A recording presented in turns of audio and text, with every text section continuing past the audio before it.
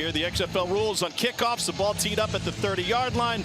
Coverage team lined up at the opposite 35. The receiving team just 5 yards away. Nobody can move until the ball is touched by the returner. And this is Sinque Sweeting.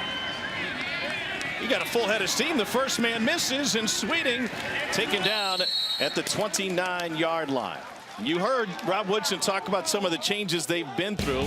The biggest change is inserting Jalen McClendon at quarterback. Took over week 7. Lost a couple starting jobs at NC State and Baylor, but stuck with it. Undrafted free agent, spent time with both the Ravens and Commanders, and was a backup to Josh Johnson for the LA team in the XFL in 2020. He is ready to go. He's completed 63% of his passes. And he was their leading rusher last week in the overtime loss against St. Louis, a Vegas team that pounded out 208 yards on the ground, and it looks like they want to lean that way early. That's where their bread and butter is going to go. They're going to run the football, try to control the line of scrimmage, and you referenced McClendon. This is who this league is for. A guy with a ton of ability, but just not that many reps. He needs real live game reps in order to be able to showcase his abilities, because he's got a ton of talent. Now it's just getting the experience that comes along with playing the position. 3 seasons at NC State, 1 year at Baylor, 23 college games and only 1 start. He finds Sweeting, product out of Slippery Rock, who picks up a first down for Vegas. I like the plan already. A little run game to get the offensive line started. You get Sweeting started with a quick, easy completion to let McClendon feel more comfortable with the offensive plan. One-time NFL assistant Ray Sherman is the offensive coordinator. OC for the Jets in 94 with Boomer Esiason at his quarterback. Steelers in 98, a couple more stops. Play action, and they get it to Brandon Dillon. And this Vegas offense is moving right along. They started the season 0-4. Luis Perez was their starting quarterback. And just before the trade deadline, they moved him to Arlington. They handed the keys eventually to McClendon after Brett Hundley was the starter for a couple of weeks. Hey, 29 Shane, fake alert, fake alert. And they've played 500 ball over the last 4 weeks. Here we go.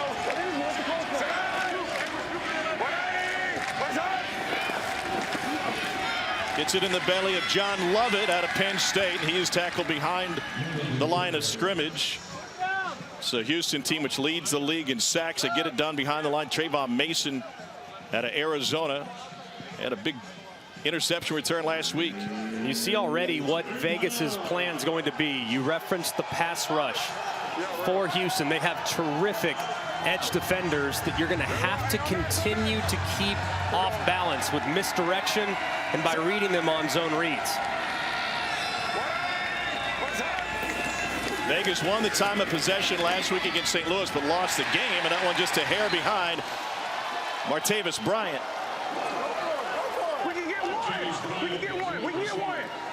Jalen McClendon pleading to leave the offense on the field with less than a yard to go. Yeah, begging for it. Just a little bit off the mark here on the shallow cross. They have a man concept defensively. You have Martavis Bryant running full speed. You got to get it out in front, and he's off to the races. Just an inaccurate throw that leads to the 3rd down stop. Michael Carrizosa is the punter for Vegas. William Likely back to receive, and he asks for a fair catch. And takes it at the 12. Here is Brandon Silvers, 6'2", 215 pounds, perfect fit for this offense. He set the NCAA freshman completion record while at Troy, led him to a couple of bowl games. He's been all over since. The AAF, 4 starts in the previous version of the XFL, the Spring League, and back in the X. Back-to-back bowl wins while at Troy, and this is a air raid run and shoot hybrid. Is that fair? That's exactly what it is. Run and shoot hybrid, quick passing attack, get the running backs involved in the passing game as well, and make quick decisions at the quarterback spot. And he gets rid of it quickly, but that play is blown up. Travell Harris had nowhere to go. Maurice Smith, who's finally healthy, has been playing NFL caliber football the last few weeks for Vegas. And a great job seeing the quick flat. He beats his man to the outside as Garrett Owens cannot capture that outside shoulder. He makes a tackle for loss. The former Georgia Bulldog, played at Alabama as well. He's an excellent player there in the slot as the nickel defender. Leaves 2nd and 13. Silvers has all day and able to find his tight end Garrett Owens, who's a great story. He finished his college career at Duquesne after starting at Division II Mercyhurst. If you talk to offensive coordinator A.J. Smith, said that this has to be Trey left, Bucks Y arc. As you hear the play call there, a little handoff inside where the Y will actually, the Y, Garrett Owens, number 21, at the bottom of the line of scrimmage. He'll get up to the 2nd level. But if you look at what he's going to have to do today, he's going to have to be very involved with those edge rushers. Good block for Max Borghi. He's able to pick up the 1st down. G-Mac, that trips with the nub tight end, 21, the player you mentioned, Garrett Owens, lined up as the tight end. That's the first time they've run that set all season. AJ was telling me about it before the game, just to do what you mentioned, try to help with protection.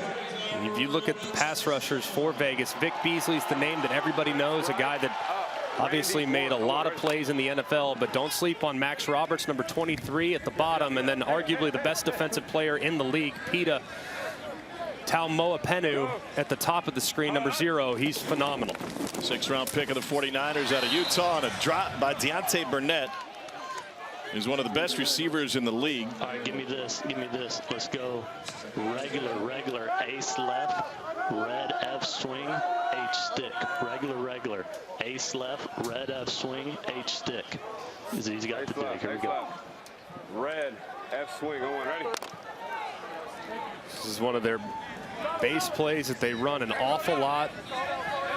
The running back will be on a free release swing out of the backfield, and the H right there in the slot, he'll be trying to create a pick for him. It's the opposite way, and has another completion. That's Justin Smith.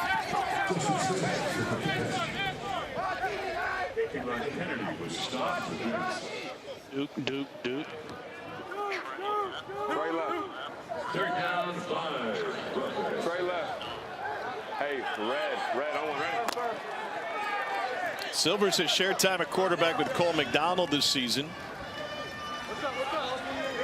Silvers had been bothered by a tricep injury, then McDonald took a hit a couple weeks ago. To throw, once again, plenty of time, able to thread the needle, and that's Cedric Byrd. They've converted 2 for 2 on 3rd down so far in this drive. That's a nice start for the offensive line, too. Just a 3-man pass rush, dropping 8 out in coverage, zone coverage. See all the eyes of the defender back on Silvers, and they're able to find Byrd on that little hitch right over the middle for a 3rd down conversion. Let's go. Go. Silvers 4 of 5 to start the game. That's easy. He's able to find Borghi, who took a lick. Ran right into DJ Calhoun. A really nice hit here by Calhoun. A little halfback option. Throws it over the middle, but you see those zone coverage. That's been what Vegas is doing so far. Dropping out, giving up some of the underneath. And Silvers, if they continue to employ that defensive set, is going to have to be very patient on some of the underneath throws. Pass heavy on this drive, and here's their 2nd run, and Borghi's stuck. Let's get you down to Katie George. Yeah, Tom, Max Roberts is a little banged up on Vegas' sideline. They're taking a look at his lower right back. Max Roberts is somebody who has played really well for this Vegas defense all season long. They expect him to get a chance at a camp coming up for the NFL this season. And that's potentially a big loss, because so much of Houston's offensive game plan is to limit what Pita Taumoepenu does on the other side. So to have that presence on the other side opposite Pita would be very, very valuable. But if Roberts can't go, that's potentially a big loss for Vegas. 4 sacks for Roberts this season. Fantastic hands on the perimeter catch by Deontay Burnett, making up for his earlier drop. That's good for a 1st down for Houston. Another nice throw beyond the sticks, and Burnett, really good job there, understanding how far he needed to get to convert that 3rd down. So he takes it 3 yards past the line to gain. The ball is thrown back towards the line of scrimmage, so you lose a couple yards, but still enough to extend the drive. 3 for 3 on 3rd down. This is the 10th play, the opening drive for Brandon Silvers in Houston. Vegas made it to midfield in their opening possession. Punted away on 4th and 1. Wow! Caught! Unbelievable juggle by Justin Smith. And he had just enough real estate to haul it in. What a catch by Justin Smith. Working the over route. Great movement in the pocket. Felt the backside presence. Steps away from it. Steps up. Throws a strike that's just a touch high. But Smith goes up, reels it in with one hand. That's so difficult to make that catch when it has that much velocity on it. Great control and concentration on the sideline. 21-yard pickup, longest gain of the day for Houston. Silvers high again. Burnett couldn't haul it in. Anything mechanically from Brandon Silvers that causing a couple of high passes? Right there, a little bit of pressure on the left-hand side. Couldn't really finish his throw, so the ball sails just a hair. But it almost was like Burnett kind of mistimed his jump. Thought it was going to arrive a little earlier, thinking it was going to come out with full velocity. It didn't. So he mistimed the jump. It sails just a touch high as a result of the pressure off the left-hand side. Working against a backup left tackle as Sage Dockstader is out for Houston. Pressure again. Intercepted. Nobody was there.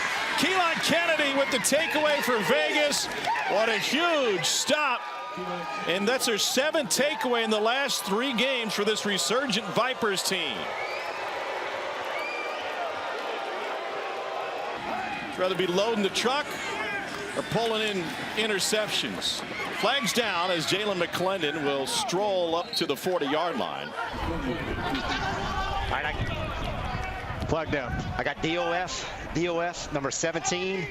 Listening in on the officials, Chris Coit is our white hat. Offside in the neutral zone, defense number 17. The penalties decline. The result of the play is a first down. DeAndre Johnson. Penalties have been an issue for the Roughnecks this season. Yeah, it certainly has. And right there, I mean, just implementation of a hard count on the road to be able to work the hard count is a huge value for the offense. Vegas will run it straight ahead with John Lovett, undrafted free agent of the Panthers in 22, coming out of Penn State.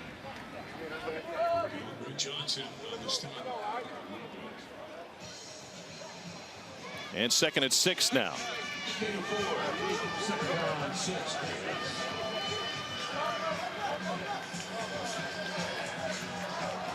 A little surprised going back to their opening drive that Vegas didn't go for it on 4th and 1 from midfield.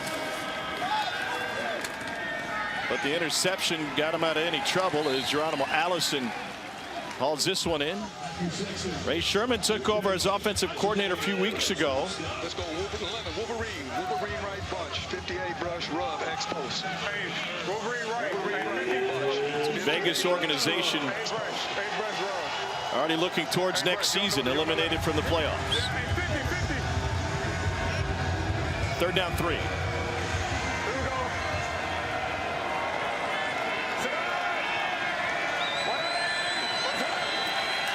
Pressure up the middle. McClendon dumps it out with Lovett's plenty of space. And Lovett bangs his way inside the 30. He's 4th in the league in yards per reception, and you see why. And this is a thing of beauty right here. Great job executing. You see the 2 receivers to the right running to the left, man coverage. You get the back who started on the left side of Jalen McClendon working back to the right, creates a natural rub with the misdirection, and he's wide open in the flat for a big gain. Coming out of high school, Lovett was a #1 rated athlete in his class in New Jersey. Here's Brian Burt. This drive started on a Brandon Silvers interception. Cole's with him. Brandon, obviously not the way you wanted that drive to end. Take us through your eyes, just kind of what you saw in that interception. Yeah, you know, we thought we had a bang post underneath the corner and a drag, so, you know, thought he was going to go to the next window. He kind of just stopped, but, you know, mistakes happen. You just got to move on and play the next play. Thank you. Yeah, thank you. Hey, 60. You hear the quarterback. Not all interceptions are created equal. Thinking the receiver's going to run, not really on the quarterback, but it goes on his stat line. And 2nd and 2, they'll throw it. Beautiful spin out to the outside. And Matthew Sexton. Here. Hey, 51. Yeah, 51. Hey.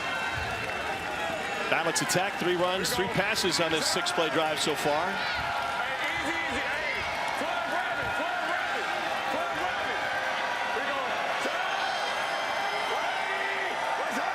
Jalen McClendon, the quarterback. QB draw. Man, he's got space and he's got wheels. Rushed for a team high 62 yards last week. Did McClendon check to that? He did. That was a great check, too. Quarterback draw. They only had 5 defenders inside the tackle. So he's able to get an extra blocker to create some space in short yardage.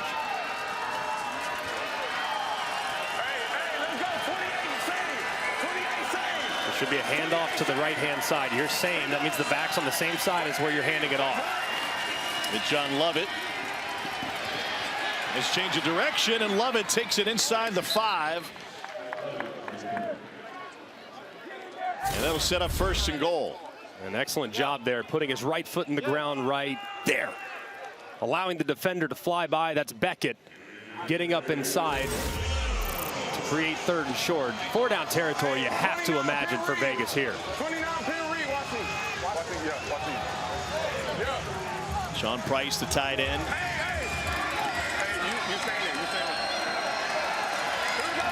Travis Kuntz, the tight end on the left side. There it is, RPO, and he finds Price. Just pulled it right back from the running back. He said, "You watch me," and they had that one drawn up pre-snap.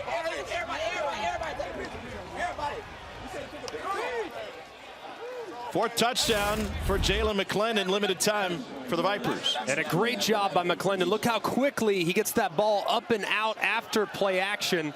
You're going to see flow from the linebackers working to the left with the running back, which allows the tight end to just sneak right upfield for an easy touchdown.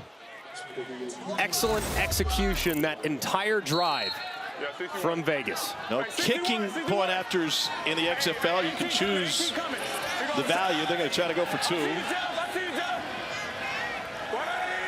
Holland and Jeff Badet is wide receiver. Into the end zone, and it is taken away by Houston. A.J. Hendy snuffs out the point after. But Vegas able to score first thanks to a 75-yard drive after the interception. And you can hear a little bit on the microphone between Jalen McClendon and his conversation with Sean Price, the tight end, saying flatter, flatter, flatter, meaning when you run that route, the initial angle, when you draw it on a piece of paper, you're running to the back pylon.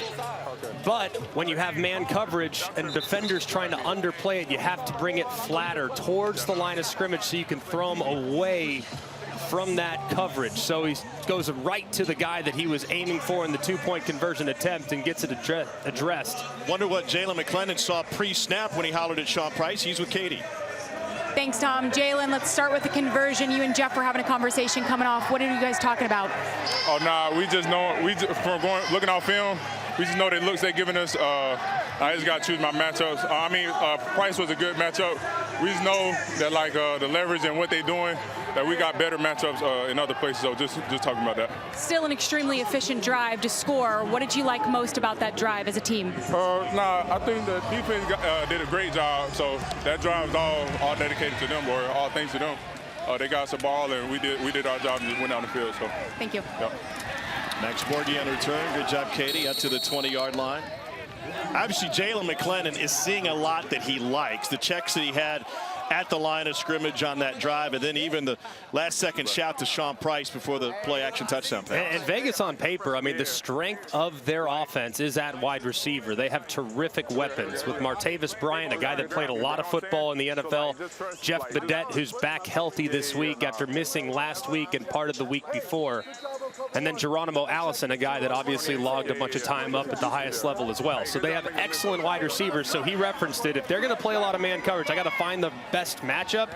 And more often than not, those veteran wide receivers will be able to win.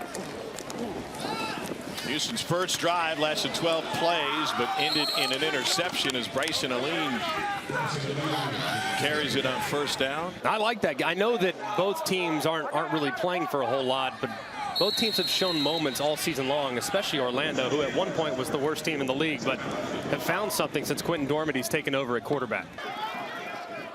You'll have to wait. 2nd and 7 for Houston and Brandon Silvers. I love when the quarterback makes the play call. Hey, Coach, I don't care what you call. I'm going this.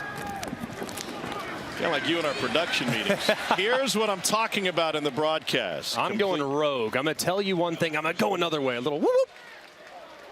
Another catch for Travell Harris. A.J. Smith, the OC. Denver insert. Regular, strong left tight, H-orbit, Denver insert. They're going to run it, aren't they? That's right, Denver. So that's stretch zone. Because, of course, the Denver Broncos under Mike Shanahan forever, and Terrell Davis, John Elway, you name it. Great at running the stretch zone. Bryson Alene, tackled by Jashim Martin. Trey right stand, F move right, juke Trey right stand. Trey right stand, F move right, Blue right. Juke, wide prop. Blue juke, wide prop on, right? Blue. Go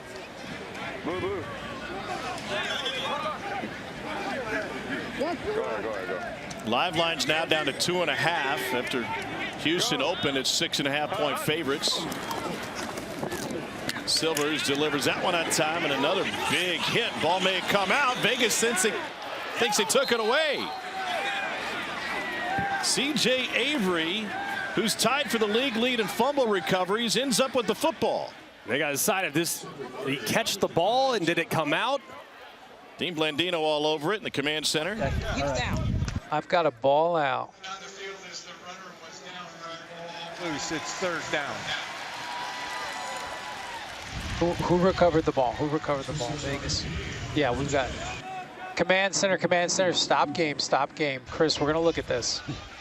The previous play is under review. This is fantastic insight. Terrific transparency. We're going to be looking at 2 aspects, both a catch fumble, yes, and then also was the runner down or not. Yeah, so they can look at both aspects.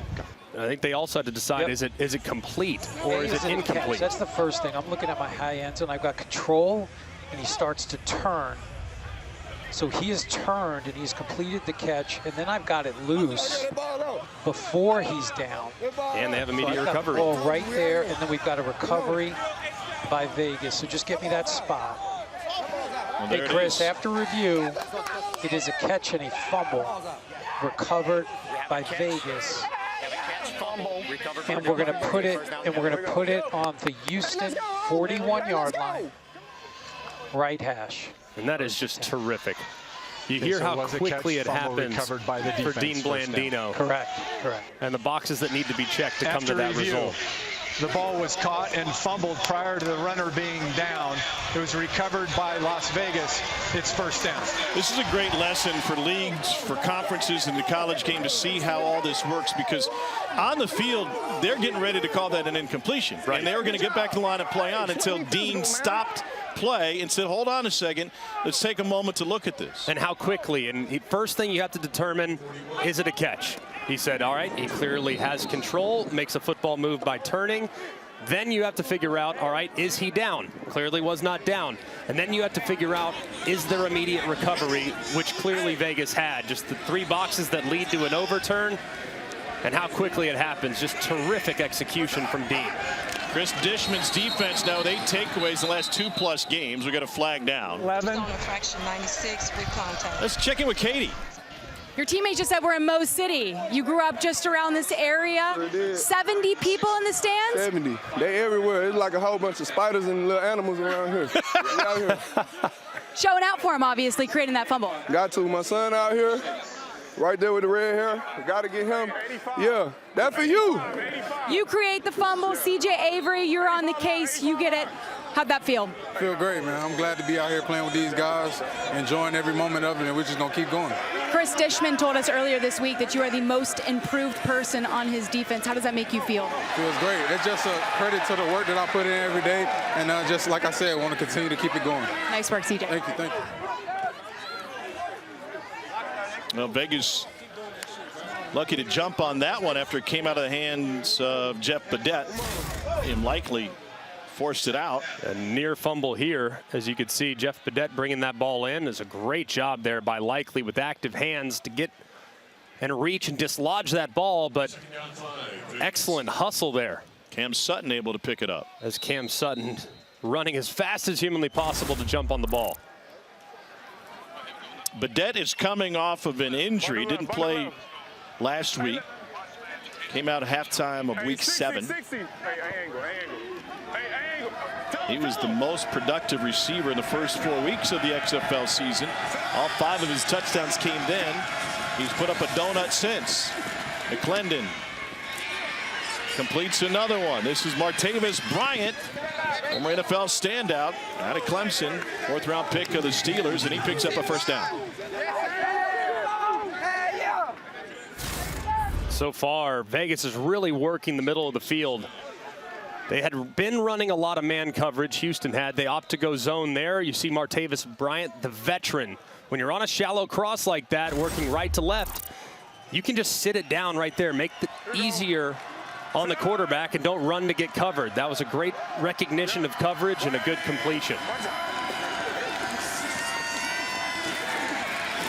McClendon tried to run with it, had nowhere to go, is able to pick up only a yard.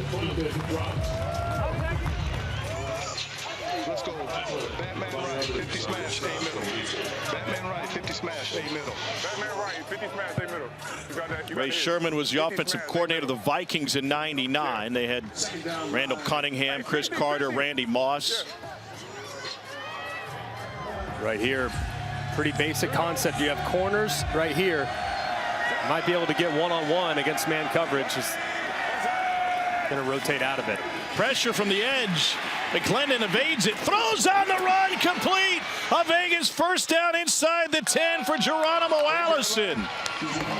Sensational vision by Jalen McClendon, avoiding Likely on the blitz. And this is what McClendon can do for you. He's big, he's physical, he's athletic. But now the awareness as he's starting to play more football is starting to come to the forefront. 3-4 weeks ago, he's probably holding on to that football and running with it. Instead, he keeps his eyes downfield, delivers a strike, and sets up 1st and goal inside the 10. Live line has shrunk to Vegas -1.5 now. It is flipped. Timeout taken by the Vipers inside the 10.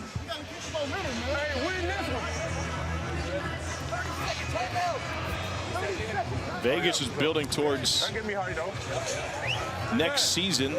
They will not make the playoffs. Go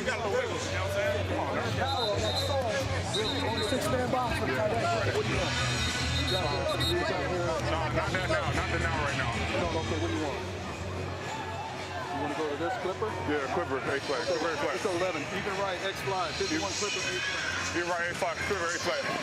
Hey, say it! Coach, say it! Coach! Hey, Bray!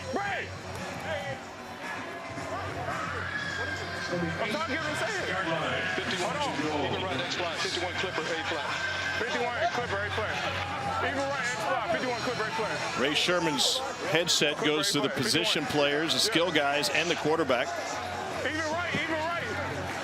So McClellan doesn't need to repeat the play.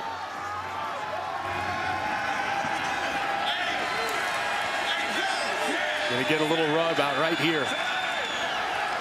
This could be a touchdown to the running back. Burke covered out of the backfield. McClellan trying to scramble, still looking to throw. Turns upfield, and he gets taken out of bounds at the 2.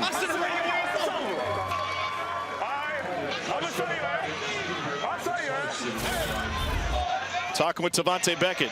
Good recognitions, pretty well covered. I think if he gets to him early, you might have a chance to tight turn and get upfield, but instead, he decides to do it himself and talks a little smack on the backside, saying, I ought to just run you over next time. Ace right, 27 B.E. Reed. Hey, 27 B.E. Reed. Ace right, 27 B.E. Reed. Hey, let's go. Gotta hurry, play clock's at 3. To 1. They just get it off. And nowhere to go for Burt. And Jalen McClellan says, give me the play a little bit quicker, coach. It has to happen faster. The offensive line wasn't set. Unblocked guy right off the edge makes the play in the backfield. Rod Woodson, the head coach. Third and goal.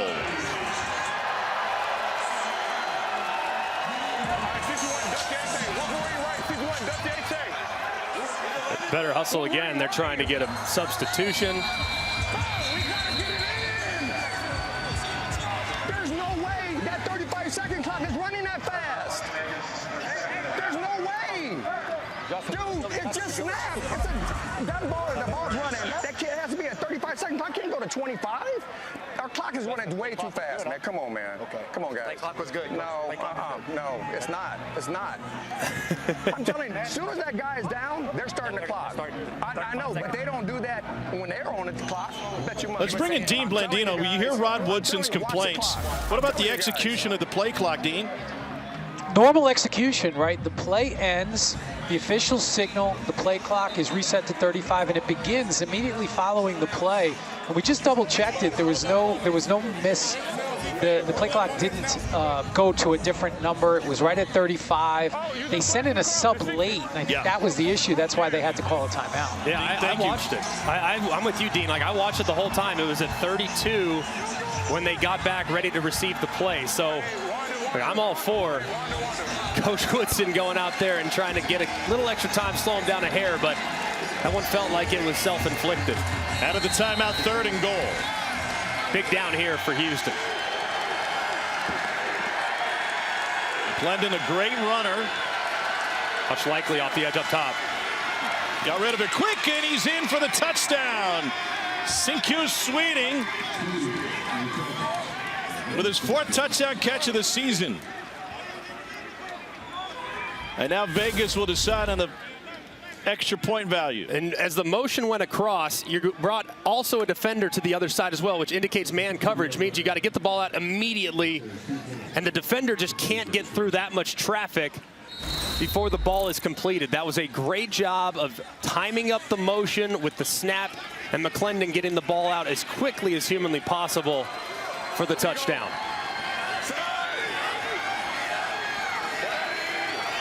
Their last 2-pointer was intercepted. They're going back same play, and they get a flag. It is bobbled and out of bounds, incomplete. This time going to Sutton. You heard what Jalen told Katie. In the neutral zone, 17. We got 17. Some advantages in the neutral in zone leverage at the plays. snap, defense number 17, half the distance to the goal. The try will be replayed from the 2.5-yard line. They'll move it closer. Still 2-point value. Vegas came in 6.5-point underdogs. They're now favored in this game. Z-shuffle, KL 25 Thunder. KL 25 Thunder.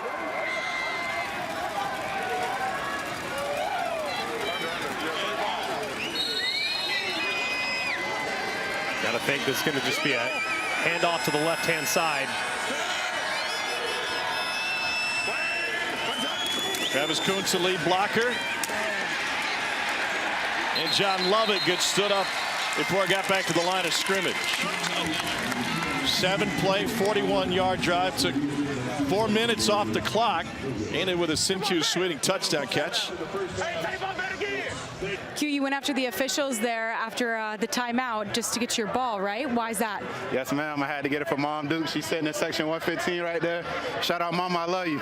I love it. It was a little hectic right before your touchdown. How did you think that your team handled settling in and obviously getting into the end zone? Yeah, so we got to do a better job with managing the clock. The officials are not giving us, the reset clock. So us as an offense, we got to get the plays in quicker. And I believe we got composed after the timeout and, was able to punch in a touchdown. So that's always good. Your offense has obviously gotten a spark since Jalen has come in as starting quarterback. What do you think of the job that he has done?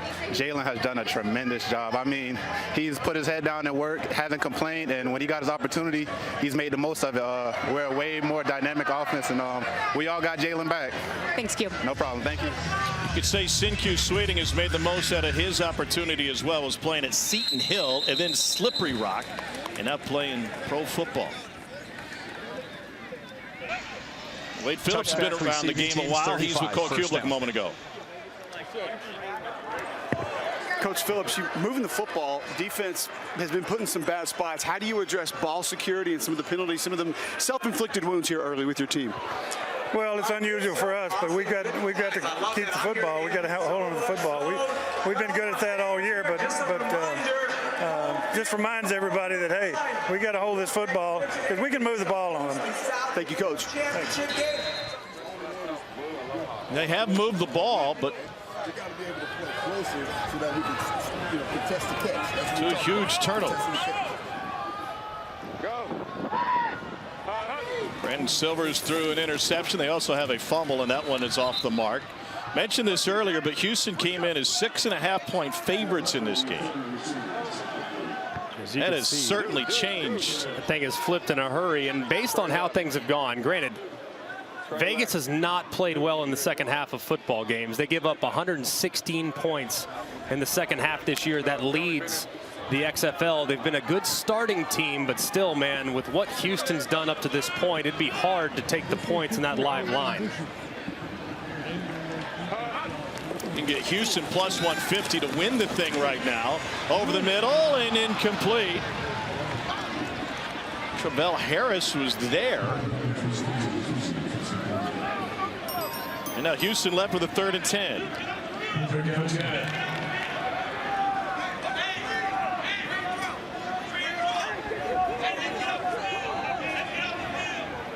By the way, the total dropped a ½ point right before kick.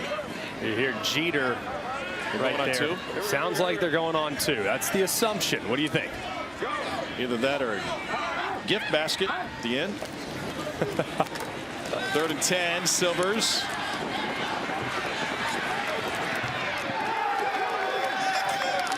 Not the best series for Houston.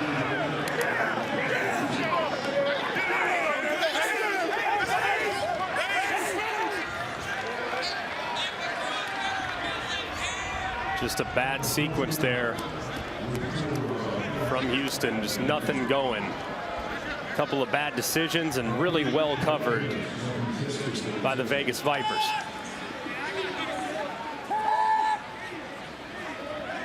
Houston is on the verge of hosting the South Division Championship, but the magic number 1 has got to make something happen. A team that has struggled in the second half of the season. Don't run it my way. 1st and 10 for Vegas. McClendon on the run, throws behind to Jeff Badette. Glenn Logan won a national championship with LSU. He's played in plenty of big games. Cole standing up right next to him. We're just going to let quarterbacks talk trash to us? Oh, hell no. Ain't no quarterback talking trash to me over here. I'm going to bark back. Okay, there you go. All right, now we have a story within a story. D tackle versus quarterback. I like the D tackle most of the time, but the way McClendon's playing, tell you what. McClellan's playing with an incredible amount of confidence and knowledge of this playbook, picking out his own plays. Off the mark there. Not bad for a guy who's making only his 3rd start of the season. Like we talked about, this league is for him. I mean, a guy that has tons of ability just needs reps. And he's showing now every single week, getting a little bit better and a little bit better. And so far today, obviously early in the game, he's off to his best start so far.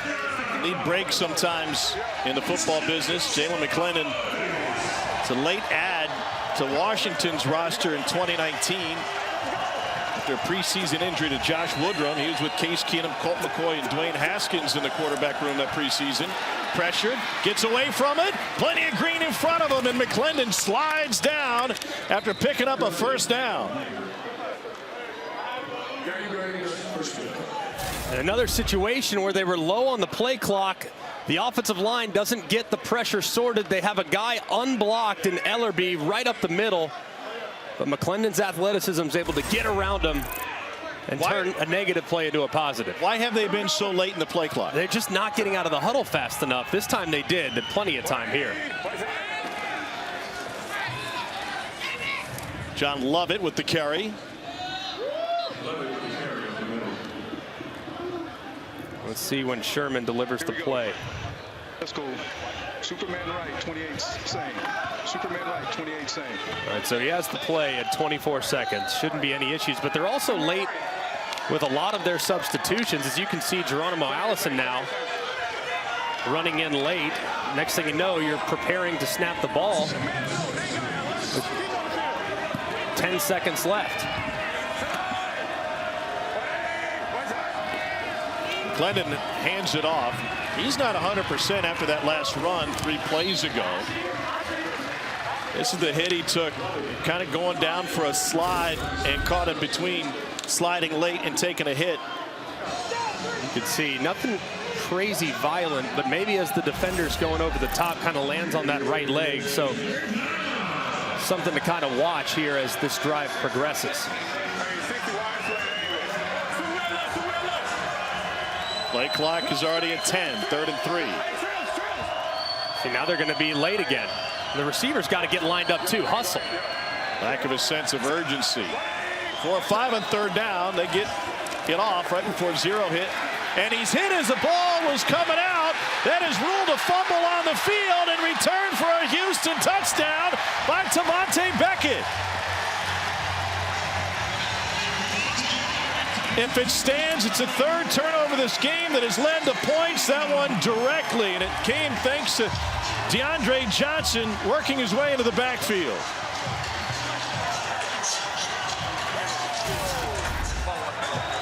And DeAndre Johnson working against the backup left tackle, Quintarius Eatman, after Demby went down a little earlier in the ball game. He runs the loop. You got to see is the hand moving forward as the ball is released. It doesn't look like it is. Usually you can tell if the ball jumps forward a little bit, but it does look like it's dislodged before the attempt of the throw begins. Just a great defensive play for Houston, who had to have it. Their offense had been struggling up to this point.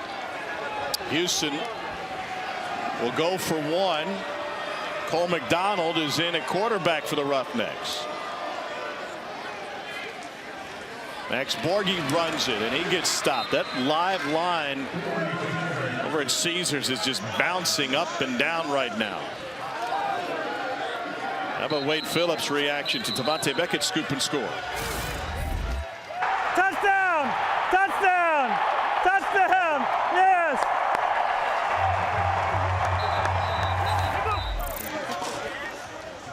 Man, they needed that. I mean, just a couple weeks ago, similar situation. Offense for Houston really struggling these last few weeks.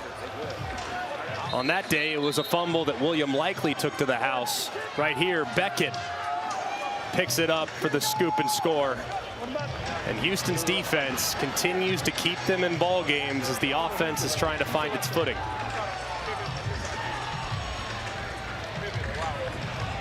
.345 to go before half. Austin Jones will handle the kickoff duties for Houston.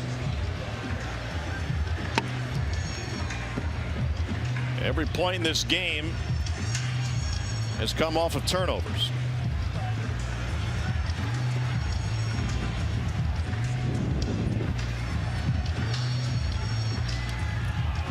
You can now get Vegas plus 105 on the live money line. Who wins this thing, Greg? Where would you go? I'd go Vegas right now. I mean, I haven't seen anything from Houston's offense that gives me a whole lot of positivity. Short kick. Sweeting rushes up to the 19. Nowhere to go.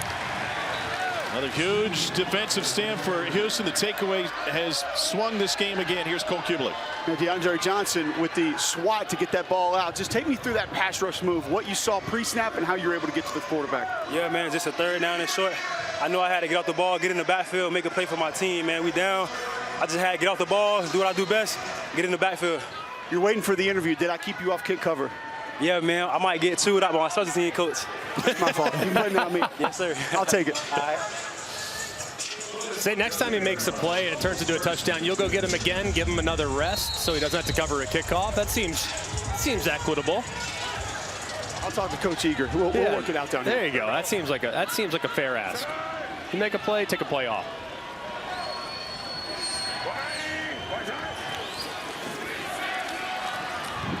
Rod Smith with the carry.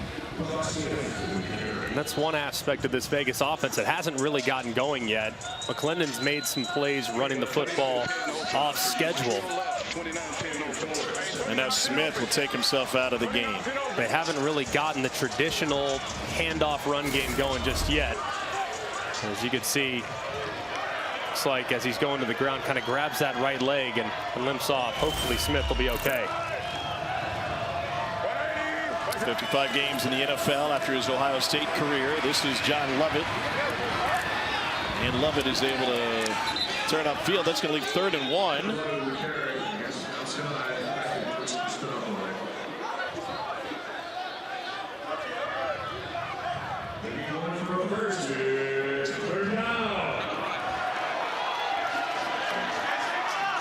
Vegas is 4 of 6 on 3rd downs today. 25 reads, so they're going to be reading the end man of the line of scrimmage. It'll be a handoff, zone read. So they'll be reading this guy. If he comes upfield, you hand it off. If he dives down, then you pull it as a quarterback. Handed it off, and huge stop by C.J. Brewer.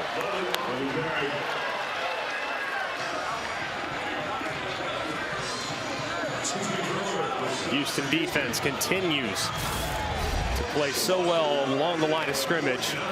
You can see the end man on the line of scrimmage, the read key, Ellerby. He stays wide, accounts for the quarterback, and allows his teammates play side to make a play on the ball carrier. There's an update. Obviously, Seattle and St. Louis teeing it up tomorrow for the right to see who's going to be that team that faces off against D.C.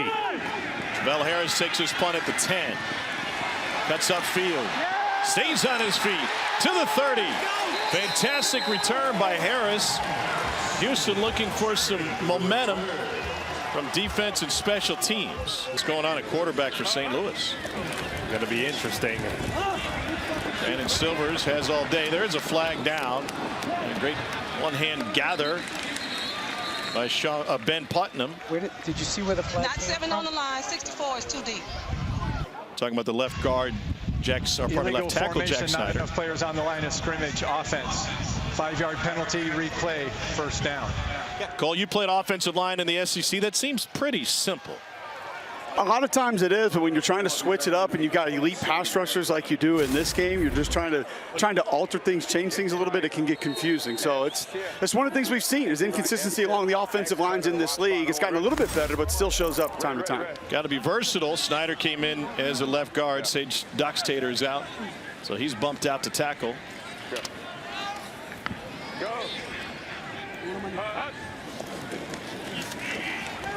Silvers, whoa, huge hit on Garrett Owens, and it's not the first time Silvers has delivered to a guy who's been a sitting duck. And if you see Owens, he's trying to help out that right tackle working against Pita Tomapenu. And then he's kind of got that bang middle of the field. They were all over it. Silvers letting it go down the sideline. And it's knocked away at the last second, taken out of Burnett's hands by Jamar Summers. Fantastic recovery by Summers. Man, it looked like it was going to be an unbelievable catch for Burnett. He had it for a moment, but Summers stayed with it all the way through and dislodges it as they're going to the ground. An interesting situation here. Vegas with only 1 timeout. Of course, they get the ball back. They could run their own 2-minute operation, but it'll be interesting to see if it sounds like they're going to go with something pretty high percentage here to try to keep that clock rolling. 3-man rush and a hair behind Garrett Owens. That near catch by Burnett a moment ago would have been his first of the game. He already has a drop, and he came in as one of the league's best receivers. 4th in the league in targets. Meanwhile, it's a second straight 3-and-out for Houston. The offense continues to struggle. This time, ball thrown a little behind Owens. Can't reel it in. So far, whether it's the protection or the inability to reel in some difficult catches, just not a lot going so far for the Roughnecks. Second punt for Race Porter. Former all-conference punter in the Pac-12 for Washington. Matthew Sexton to receive. Pushed back to the 18. And Sexton thrown down before he could get to the 30, and they're going to get a horse collar on that from Drew Lewis.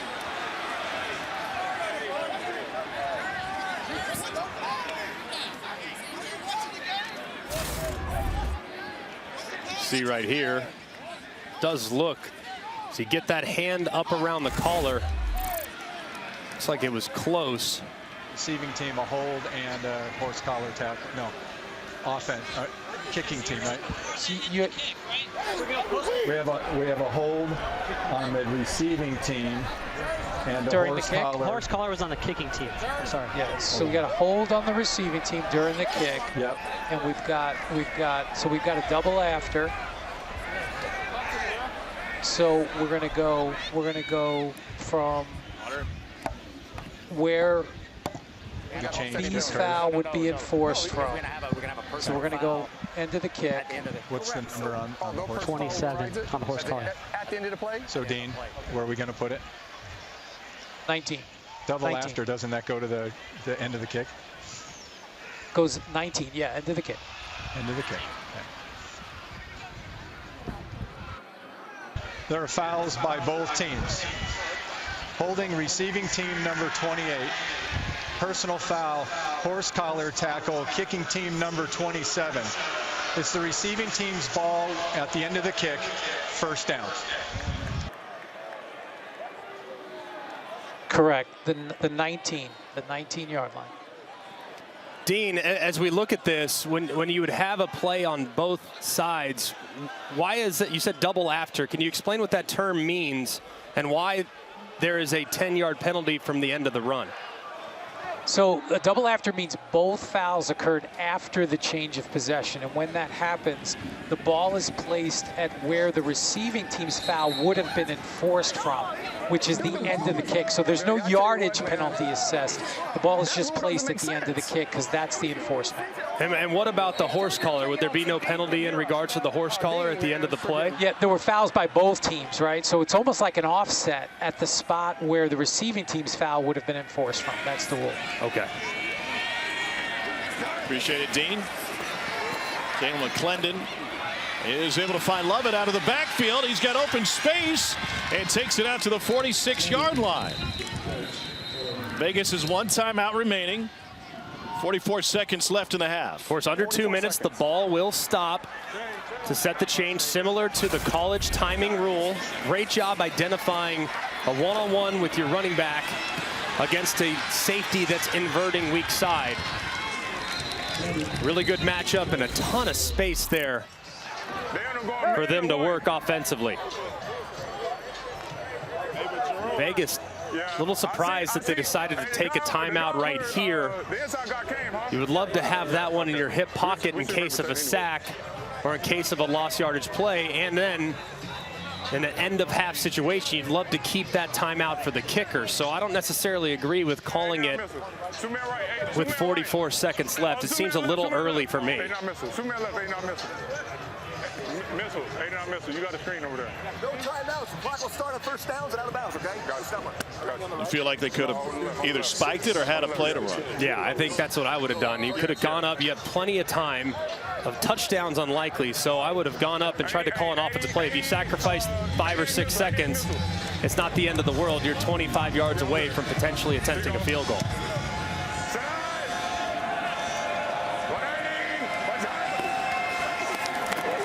Send up the screen. Geronimo Allison takes it past midfield, and there's a flag down. Jalen McClendon just took a huge hit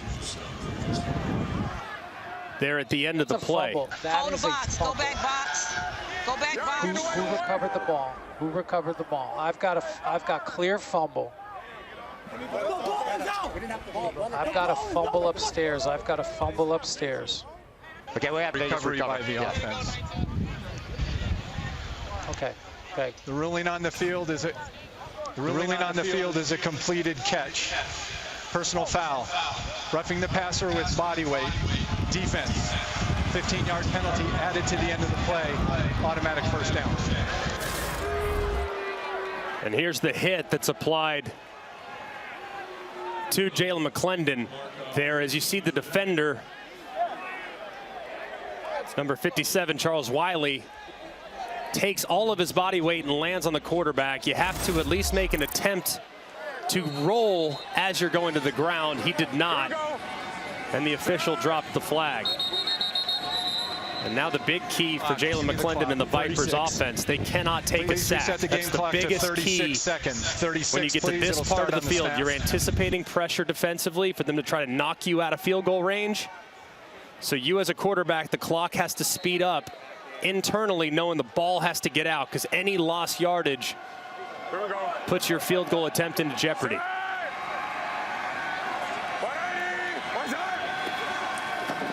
McClendon pressured, got out of it, and now he's got room to rumble. And McClendon slides down inside the 20, 29 seconds left. You got tons of time. Don't clock it. Get the offense lined up and call a play. You got a defensive player that's hurt as well. Yeah, that's going to buy him some time. It should be noted, field goal kicking has been an adventure for Vegas this season. They're on their second kicker. They're last in the league, just 7 for 15 on field goals. Another great job by McClendon, feeling that edge pressure, stepping up, and somehow finding a way to get through it. It looked like he was going to be dropped by Chauncey Rivers, who was coming off the right-hand side. He somehow finds a way to get out of it, and again, makes a great play for Vegas offensively.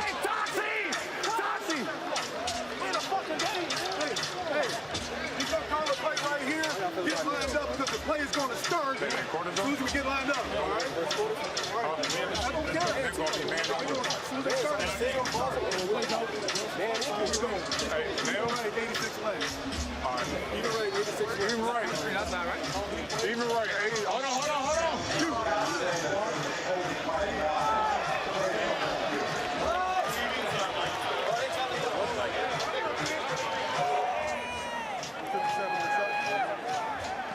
Coaches can challenge anything in the XFL. So, are we behind the line of scrimmage? Okay, so that number. It's a second timeout or not? Yeah, we're gonna make it holding, so we're not charging them another timeout. It was a hold, and we're behind the line of scrimmage, so we're gonna enforce it from the previous spot, which was the 34-yard line. 34-yard line. Holding, and now we're going to replay first down, correct? Replay first down, correct. And the number is 71. After review, holding, offense, number 71. 10-yard penalty from the previous spot. Replay first down. And just a great job there by Wade Phillips executing that challenge rule. Of course, anything can be challenged once per game. You want to obviously save it for a potential game-changing play. Would love to have it in the fourth quarter, but that play right there was enormous. As you can see, the right guard, number 71, Isaiah Williams, as McClendon's moving towards the line of scrimmage, watch the defender try to spin back inside, and that's where they get the hold. You see the left hand and the defender, number 57, Charles Wiley, putting his hands up to sell it as well. Terrific execution of the challenge, and look at that penalty. It's not a 10-yard penalty. It's really a 40-yard penalty and potentially a 3-point penalty for the Vegas Vipers. Wiped off the 15-yard rush by McClendon. Go back to the screen, and that ball knocked away. And this is a similar play that Houston nearly got a pick six from Trayvon Mason last week. Trent Harris got his hands on that one. 2nd and 20. Nice job getting your hands up here defensively, feeling the screen as Trent Harris, one of the best edge rushers in the entire XFL. He identifies it, goes vertical, knows he can't get home, swats the ball down to set up 2nd and 20.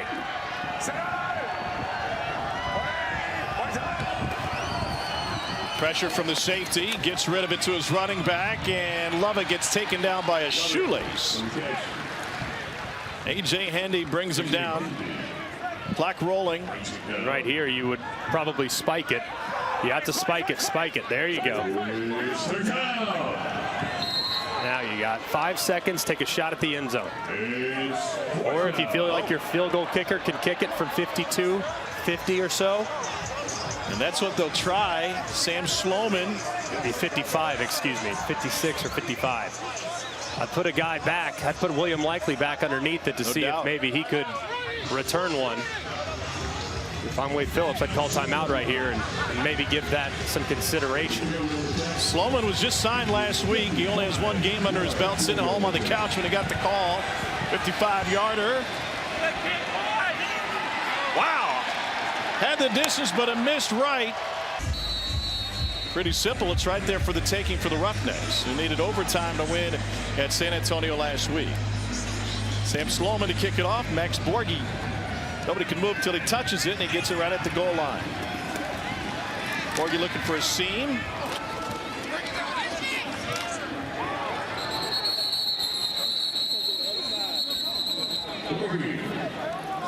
Let's take a look at today's Progressive first half stats. Vipers outgaining the Roughnecks, and once again, just like last week against St. Louis, owning time of possession, if you're into that kind of thing. And a big issue too is the rush yards. I mean, Houston has to create a little bit of balance. So far, Brandon Silvers in the passing attack just hasn't really clicked.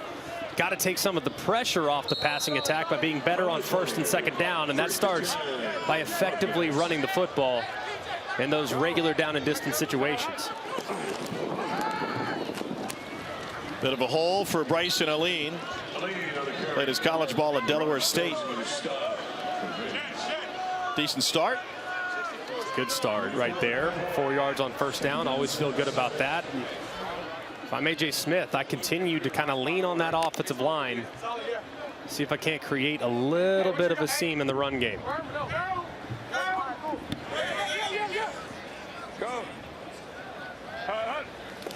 Pressure from the edge. Picked up. Silver took a shot to the face. That'll bring a 15-yard flag.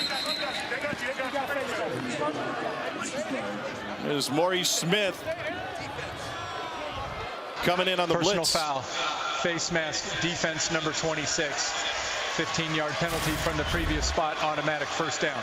It was pretty clear as Maurice Smith was engaged, reached out, grabbed that face mask, and the official called it immediately. Silvers actually tried to adjust his helmet as he was looking for running room. Just a mistake there from Vegas's defense.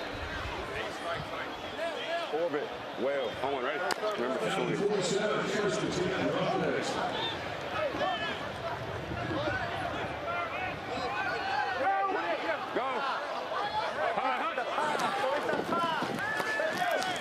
Swing out to Alene, and he cuts back against the grain. DJ Calhoun finally laid the wood on him, but Alene is able to rip off 6 on first down. Strong right, tight, H-plot, Denver punch. Strong right, tight, H-plot, Denver punch. H-plot, Denver punch. On one, right? I like the running game, huh? Yeah, right here, Denver, Tampa, Detroit. Anytime you hear a name of a city, it's a run play here in the run and shoot. So this will be a handoff inside to the right. Why not Peoria or Paducah? Those would be short yardage runs because they're smaller. That's what it is. Yeah. A different Troy quarterback than Corey Robinson. Give me regular.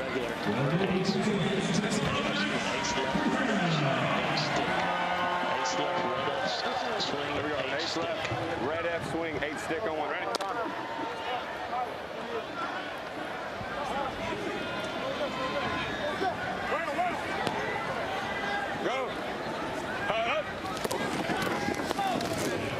Here's Borghi. He loses yardage on first down. Maurice Smith there to make the play. This Vegas coaching staff, Chris Dishman and Rod Woodson on the defensive side, really like what Smith has brought to their organization after coming back from injury. And he's got a chance to get a real good look at the next level. Yeah, he's played in a lot of big games at both Alabama and at Georgia. So he knows what the expectation is, and that was a great open field tackle behind the line of scrimmage. Pressure. Got out of it. And Silvers slides down after a nice run. That's going to set up third and intermediate. Let's go. Trey left, stand, move right, Duke. And it's Trey right, excuse me. Trey right. stand. F move right. Blue juke wide prop. Blue juke You wide prop prop. it to get to the first down. Be looking for the corners. Outside release. Justin, here we go. 11 seconds in them. Talking to Justin Smith, number 10. Absolutely has to outside release. Near side receiver. Silvers has that covered. Fires the other side. And that's good for a first down to Garrett Owens. All right, here we go. Here we go.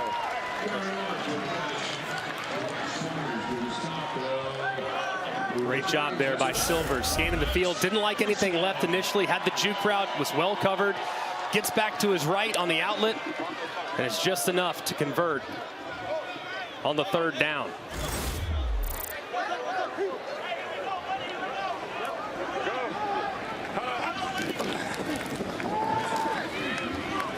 Huge stop straight ahead by LaRon Stokes out of Oklahoma. Here we go. Ace right, Y on tight, gray, Y slow. Ace right, Y on tight, gray, Y slow. Y on tight. Z scoot in, you got the corner. Backside Texas. Is it gray? Gray, Y slow. Gray, Y slow. Hold on, ready? Yeah. Gray, Y slow. So you hear red and you hear blue a lot. Gray is a little bit of a mix. Gray, for them, is a little bit of a 7-man protection, meaning the tight end at the line of the scrimmage, he's got to initiate by blocking first. Smith came in blitzing again, and Owens has just a 1-yard gain.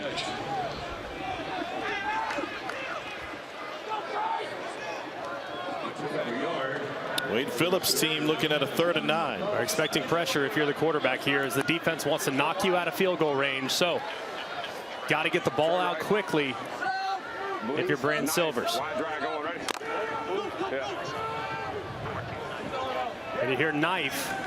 That means you're going to get a dagger route to the outside. So you're going to try to cut the defense vertically, and then you're going to wrap it right around right there. That's why it's knife, dagger, anything that cuts.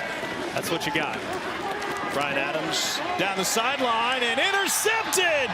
Through behind him, and Keelan Kennedy's got his 2nd takeaway of this game.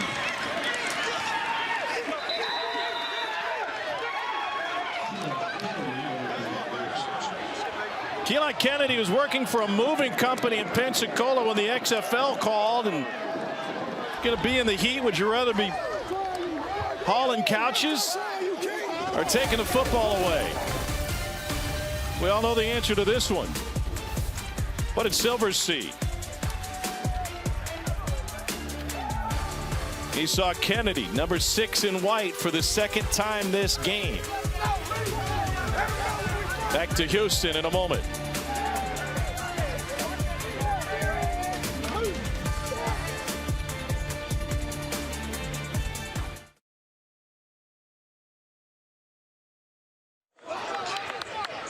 This is your last call to get your food and drinks delivered to your seat. Scan that QR code up on the big board. No downloads needed. Just scan, order, and enjoy. It's available right now for a limited time in sections 105 through 111, 127 through 131, and Lowe's. He was good. Okay. Yeah, we just wanted to make sure he wasn't stepping out of bounds because he has to reestablish, but he can be. And is that just one step? Just one, yeah, any one body part. Back. I got you. So he got his left foot back in bounds before he touched it. Thank you.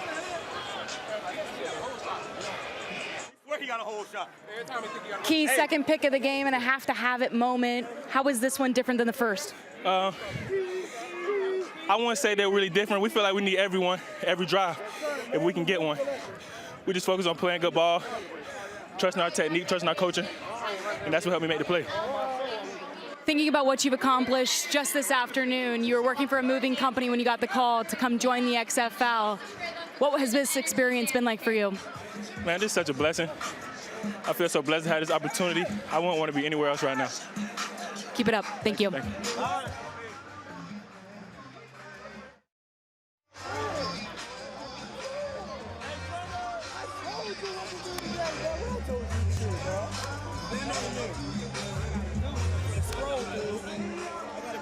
I cleaned up number 6.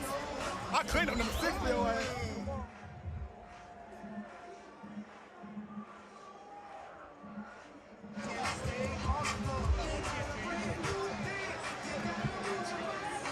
Battle, baby. Got your back. Got your back. Battle, baby.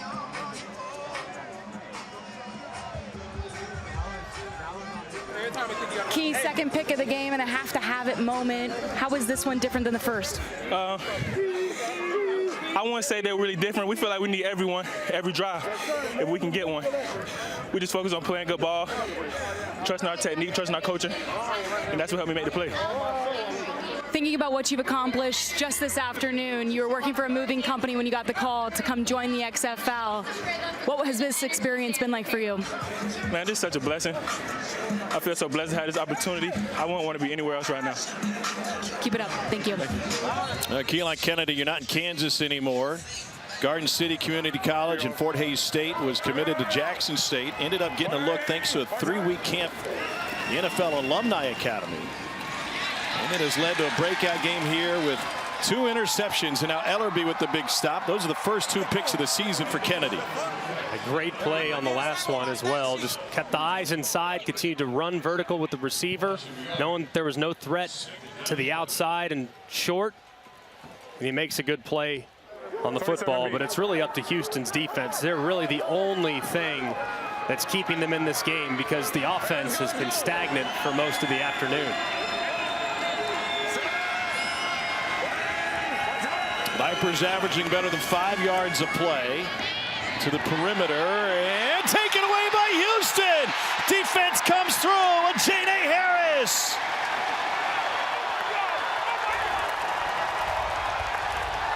Steakheads love it.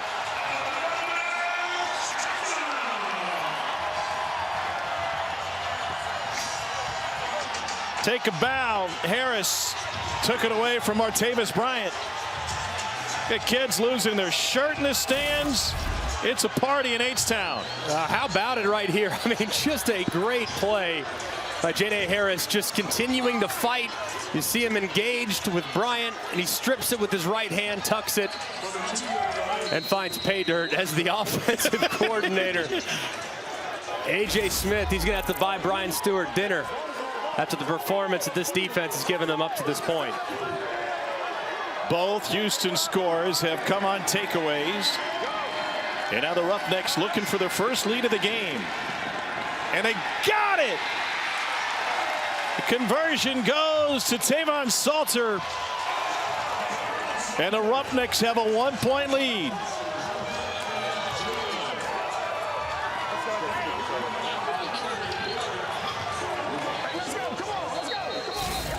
And just good execution here. Quick throw to the inside with some momentum as they're able to squeak across the line for the conversion as Salter plays big and finds his way for the conversion as we go down to Cole.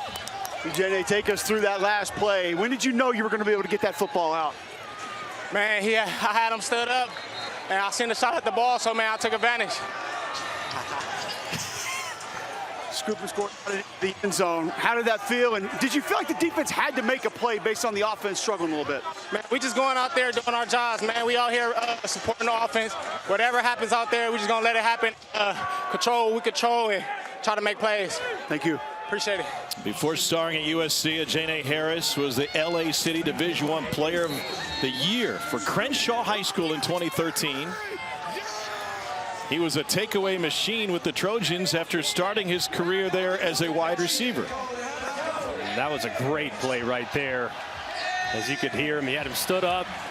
The ball was kind of out wide to the left by Bryant.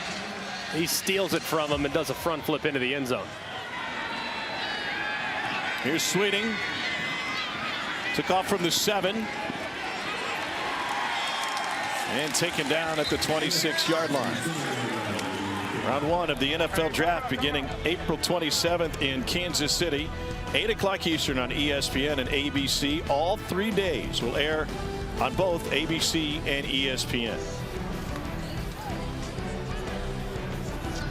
The great thing about the XFL is the calendar. I mean, obviously, Dwayne Johnson, Danny Garcia, Redbird, they've all emphasized the importance of the opportunities the players are going to have beyond this league. So to wrap up the regular season next week, a week prior to the NFL Draft, really gives these guys a great chance to potentially latch onto a roster. So it's another step taken by the XFL that makes this league second to none.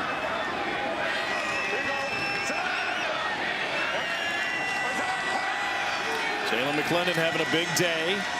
And Vegas trailing for the first time. Brian Burt picks up one.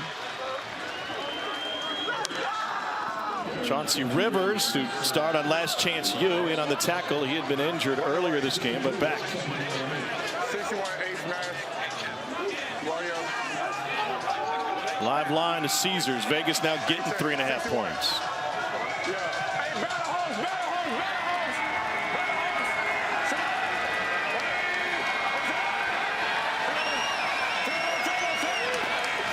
Second and 8.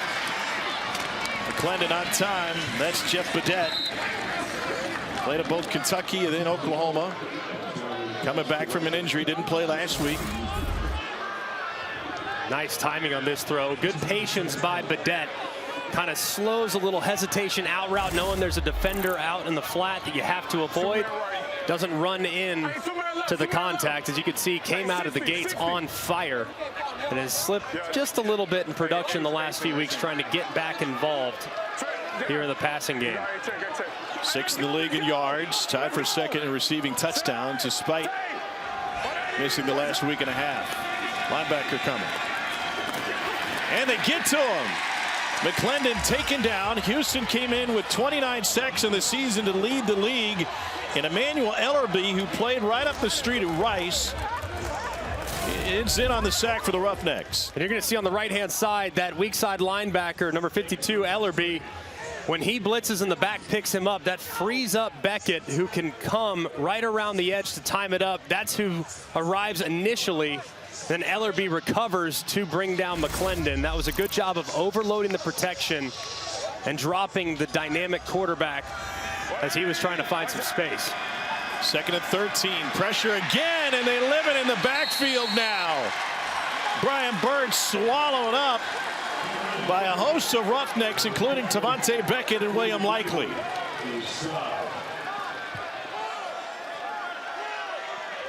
And now 3rd and Sugarland for Vegas.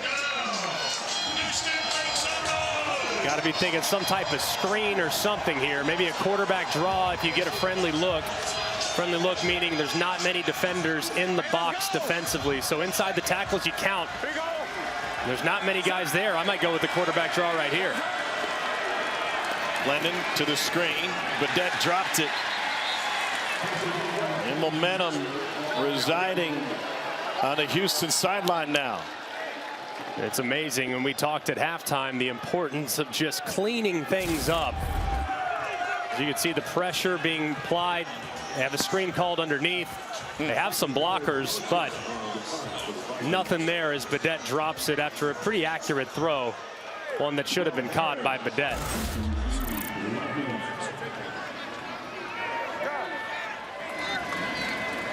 Now 4th and 20. They punt it away. Travell Harris from the 26. Ducks his way to the 40, stays on his feet, is able to get to the sideline, and high steps his way past midfield. Houston's got momentum. First to takeaway, the scoop and score. What I'm trying to figure out, I really, as a quarterback, am very uncomfortable with how much energy the D-line has at this point of the game. I need those guys to be dying on the sideline. Not the case, though. Here's Bryson Alene trying to change direction. Yeah, they have a lot of energy, huh? Man, I want to see defensive linemen that are on the oxygen tank, that are getting IVs. Not the case, though, as Houston's defense continues to keep them in it. No, 100%. They're in the backfield, they're good. No matter how hot it is, how many reps. Oh, it doesn't matter. Yeah, you can go all day as long as I'm winning. Yeah. That's it. Second down 10. Silvers dumps it out to Alene. And he is just short of the marker, leave 3rd and 1. No, I want to go jumbo, jumbo, jumbo. Jumbo, breakout, Broncos Ripper. Breakout, Broncos Ripper. Go, 22 seconds. Breakout, all right, so Broncos Ripper. Change of quarterbacks. Yeah, so Broncos will be handoff, zone handoff. Break them out, go, 10 seconds, go, breakout, breakout. To the left-hand side. Now they got to break out, but you also have a bubble to the right-hand side if you like the numbers. The numbers look okay, actually. Good enough for the first down behind the running of Max Borghi. We learned a couple weeks ago the Ripper was a tag on the run play. Correct. That's an RPO. So if you don't like the run, you have the option to take the pass. Run, pass, option. So you have the option to take it, but on short yardage situations, you don't want to throw it. You almost have to let common sense override the rule. Trust your back and your offensive line to pick up that short yardage for the conversion. Cole McDonald's going to stay in at quarterback. And he keeps it. McDonald rips off 5 on first down. Deontay Anderson, who played in this stadium for the Houston Cougars, in on the tackle. Trey right, Tampa Wild. Trey right, Tampa Wild. Here at Tampa, that's a trap. So you're going to see one of these offensive linemen trap the defensive tackle to the play side.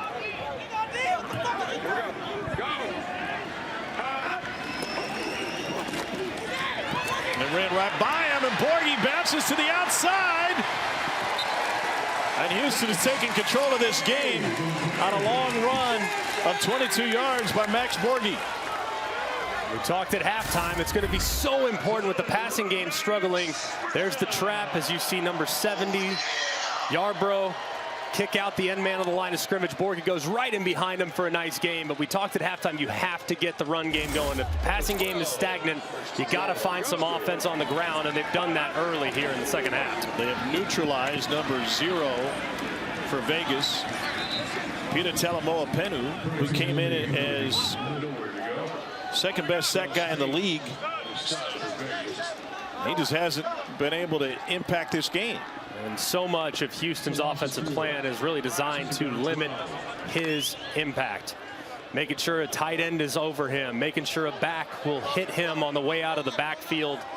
So Peter Talamoa-Penu is still affecting the game, even though he doesn't have the numbers. Ripped over the middle, and that is caught for a first down at the 1-yard line by Travell Harris. Probably the best throw of the day so far from Brandon Silvers. That's a really tight window. It's good coverage there in the red zone. He's able to squeeze it in and allow his receiver to go down and make a play for him.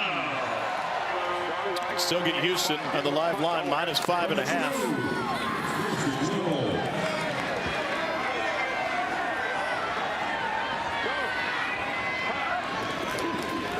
Here's Borghi straight up the gut, and he plunges in for the touchdown.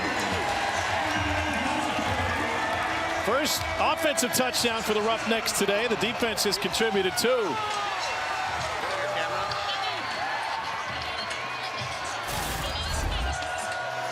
Very nice job here by Houston's offensive line. Good job at the point of attack. You saw number 21, Garrett Owens, come across the formation and kick out backside.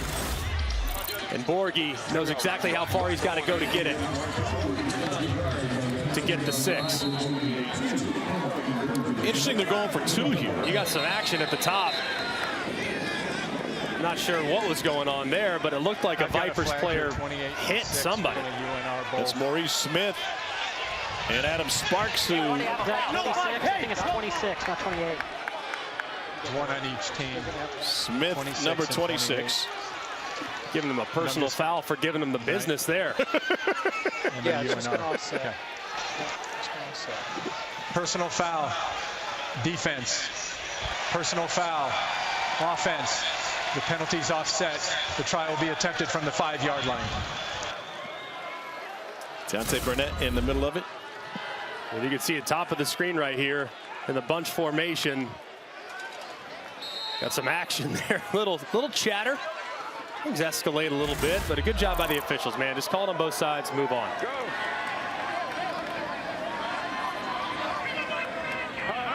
2-point attempt. And low coming out of Silver's hands. The lead is 7. Katie George, what do you got? I'm with Isaiah Williams here. Isaiah, backs against the wall a little bit. What do you guys need to do to get some momentum going on offense? I think we're just making a couple adjustments. You know, J-Max playing a pretty good game. We're going to keep moving them up front, get the run game going, and then we'll go from there. Thanks for the time. Thank you. 10,967 here at TD-ECU Stadium in Houston, and they have seen a thriller going back and forth.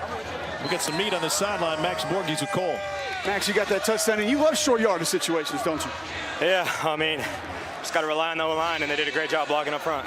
A lot of people look at your stature, though. They would think he won't want the ball around the goal line, though. You feast on that. Wherever, man. I make plays all over the field. I don't care where it is. Thanks, Max. Thank you. Played in a similar offense playing at Washington State.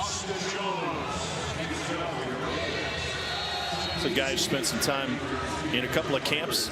Colts, Broncos, and Steelers. He's an excellent player. It just, sometimes, especially a running back, there's so many great running backs. And him being maybe the tiniest bit of a question mark, can he contribute on special teams outside of being a return man, is probably the big question. But my goodness, in this offense, he's a perfect setup and the perfect back for the style of attack. 19 unanswered points for Houston. 1:15 to go in the third quarter. 19 unanswered for Houston. As I mentioned, pressure is on Jalen McClendon in Vegas now. Here you go.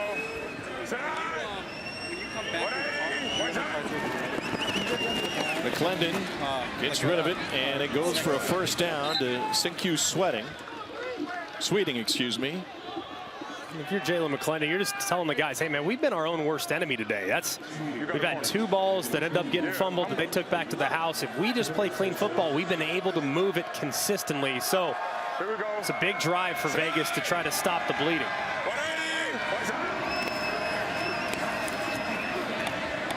To the edge, and this is Geronimo Allison, and they're moving the ball again. Greg, live line right now, you could get Vegas plus 6.5. Do you take it?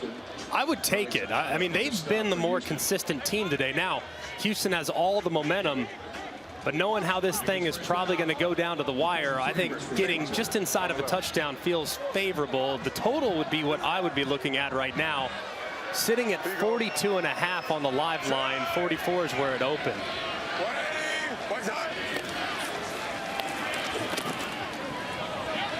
Another completion. This is Matthew Sexton. Matthew Sexton on the value buy. You can get Vegas at plus 400 if you think the 6.5 is good. That's 2nd and 3. McClendon chased down the pocket, and he goes down. Another sack for Houston. C.J. Brewer. Bad boys coming after him.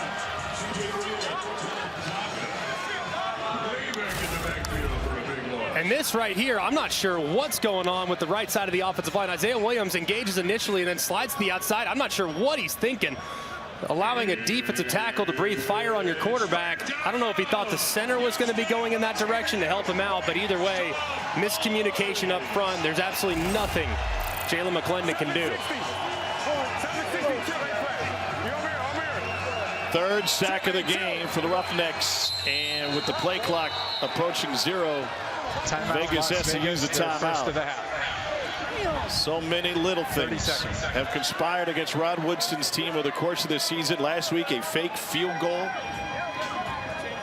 The left was left incomplete, and today, 2 key turnovers that led to Houston scores. And that's been the biggest key. I mean, Vegas has been so competitive, but way too many self-inflicted mistakes all season long, starting week 1. And you got to give credit, too, to Houston defensively. Right around the left-hand side is DeAndre Johnson. He strips the ball loose. Beckett grabs it, takes it to the house. But that wasn't the only play. A little bit later on, Ajane Harris engaged with Bryant to the outside. He strips the ball. And then right here, continuing to apply pressure up front and create negative plays against Vegas offensively. So out of the timeout, McClendon fires one complete on 3rd and long. A good play there. I know it doesn't seem like much. I know ultimately you're going to come up short of converting that 3rd down conversion, but you now at least give your field goal kicker a chance. Nothing open downfield. Houston played very soft defensively. Take the underneath and allow the guy to catch and run to make this field goal a little more manageable from about what would have been a 53-yarder or so to now, or excuse me, a 63-yarder now to a 53-yarder. He was just wide on a 55-yarder at the end of the half. This one is plenty good.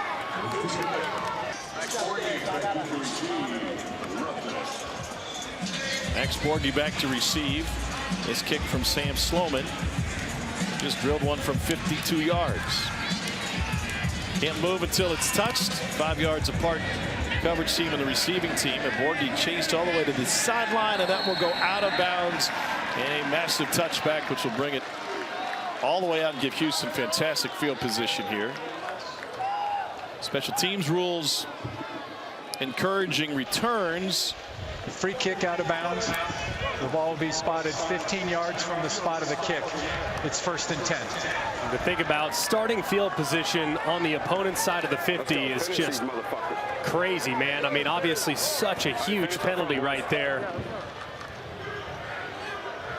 Just one that absolutely cannot happen if you're Vegas and you're trying to climb out of this hole. Houston today, 7 points on offense and 2 turnovers, but 2 fumble returns for touchdowns thanks to the defense. Offense has come alive a little bit, though, in the second half. Just 4 run plays in the first half, 10 already just in the third quarter. It's Bryson Alene this time. 1-yard gain. Okay, give me this. Give me this. A.J. Smith, the OC. Yeah, I go Falcon, Falcon, trips right up, red F stream. Falcon, Falcon, trips right up, red F stream. Here we go. Hey, trips right up, red F stream. On, ready.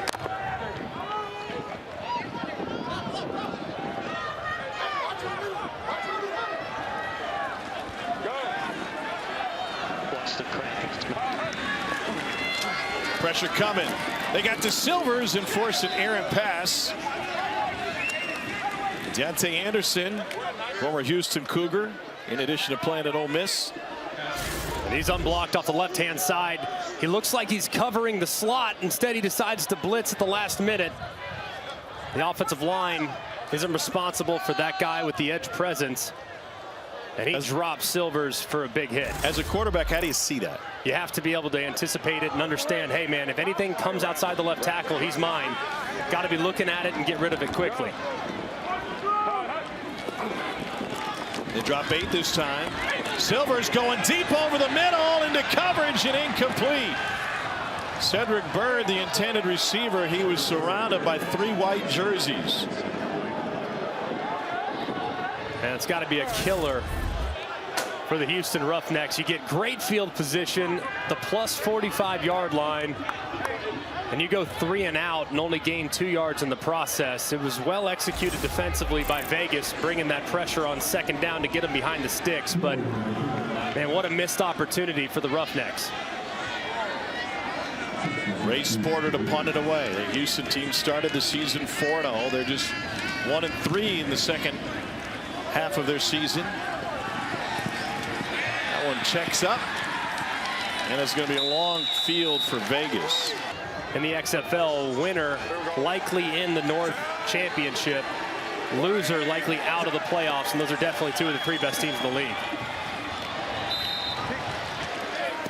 Not on the same page with Badette. The blitz was coming.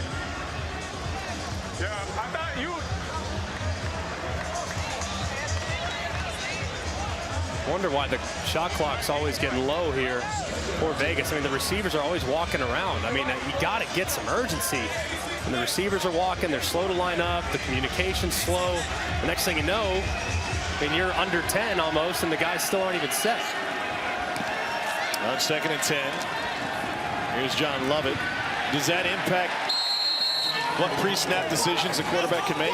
Yes, I mean, because you want to get your guys set so you can diagnose what they're doing defensively. And if your guys are still walking around, you're not in your final formation, then it's tough to get a diagnosis as to what they're doing.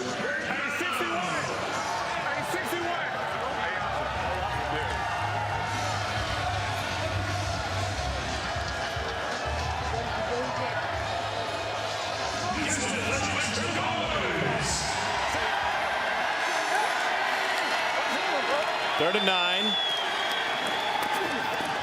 Incomplete. Just a hair off. Trying to find Sweeting. It was the right place to go with the football. As McClendon released it, he thought Sweeting was going to just stop right on a dime, but Sweeting starts coming back towards the line of scrimmage. Is well anticipated, and it would have been a completion had they been on the same page. Just slightly off target results in a punt for the Vipers. Empty possession for Vegas. Not much time ran off, though. Fourth punt of the game. Harris will have a chance. This is from the 36. Bends it to the far side. Skips to midfield. And once again, the Roughnecks are going to have good field position. Especially in the third phase, being the special teams units. Here's Max Borghi. And he slips through the first tackler. He's got a first down for Houston. And he's still on his feet. Inside the 15. What a run for Borghi. It goes for 36 yards, and they had him dead to rights multiple times. Just great effort by Borghi. Great cutback, sees the field to the outside, cuts back to his right, runs through a couple of would-be tacklers until he's finally dropped inside the 15-yard line. Just a tremendous individual effort there by Borghi. Replaced in the backfield by Bryson Elleen now. Houston can put the stamp on this one. Elleen leaps, and he's in! Roughnecks have extended their lead. 25 unanswered.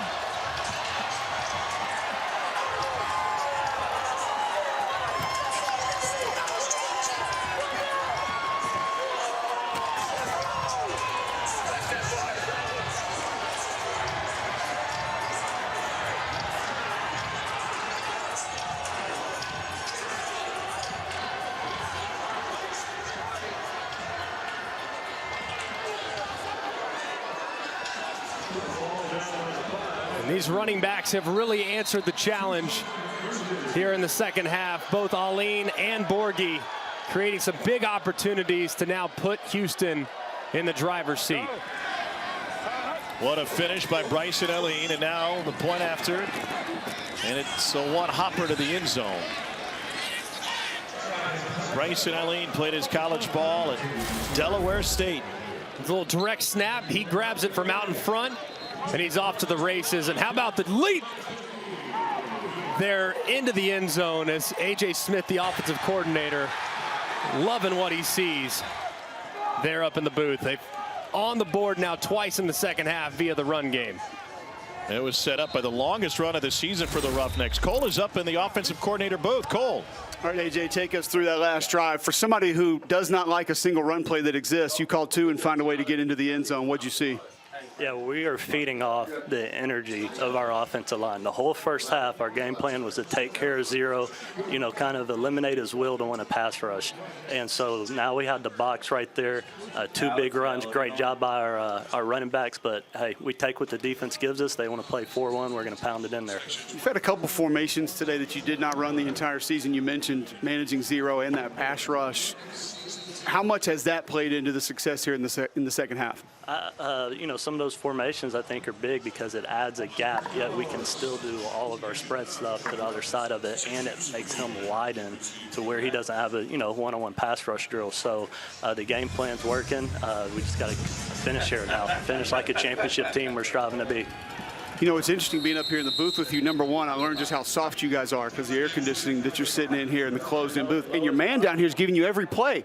He's sitting here handing you all the plays down here. This is Marvin Williams. He's one of my guys right here. We're up here. We see it. He does a fantastic job. He's reading when zero's in, zero's out. He's reading box. He's reading coverages. And we do this thing all together, me and him and our staff, Coach Andre, Estes, and Pardee. We're all calling out stuff, and we're doing this as a team and as a unit, and we're doing a great job. Felt like rhythm and timing wasn't really there early. You've been able to find it throughout the course of this game. Why has that been able to come on? Well, early we shot ourselves in the foot, but it was after those first two drives with the interception and the fumble. Yeah, the rhythm wasn't there. Maybe we get down, we try to pass a little too much instead of staying a little bit more balanced. And once we kind of reset in the half, man, our guys, just showed so much energy in that second in that halftime, saying we're not going to quit, and that's what brought us back into getting in the rhythm here. Appreciate the time, Coach. And you can hear that Coach's booth celebrating another sack. It's John Daka. Fourth sack of the game for the Roughnecks.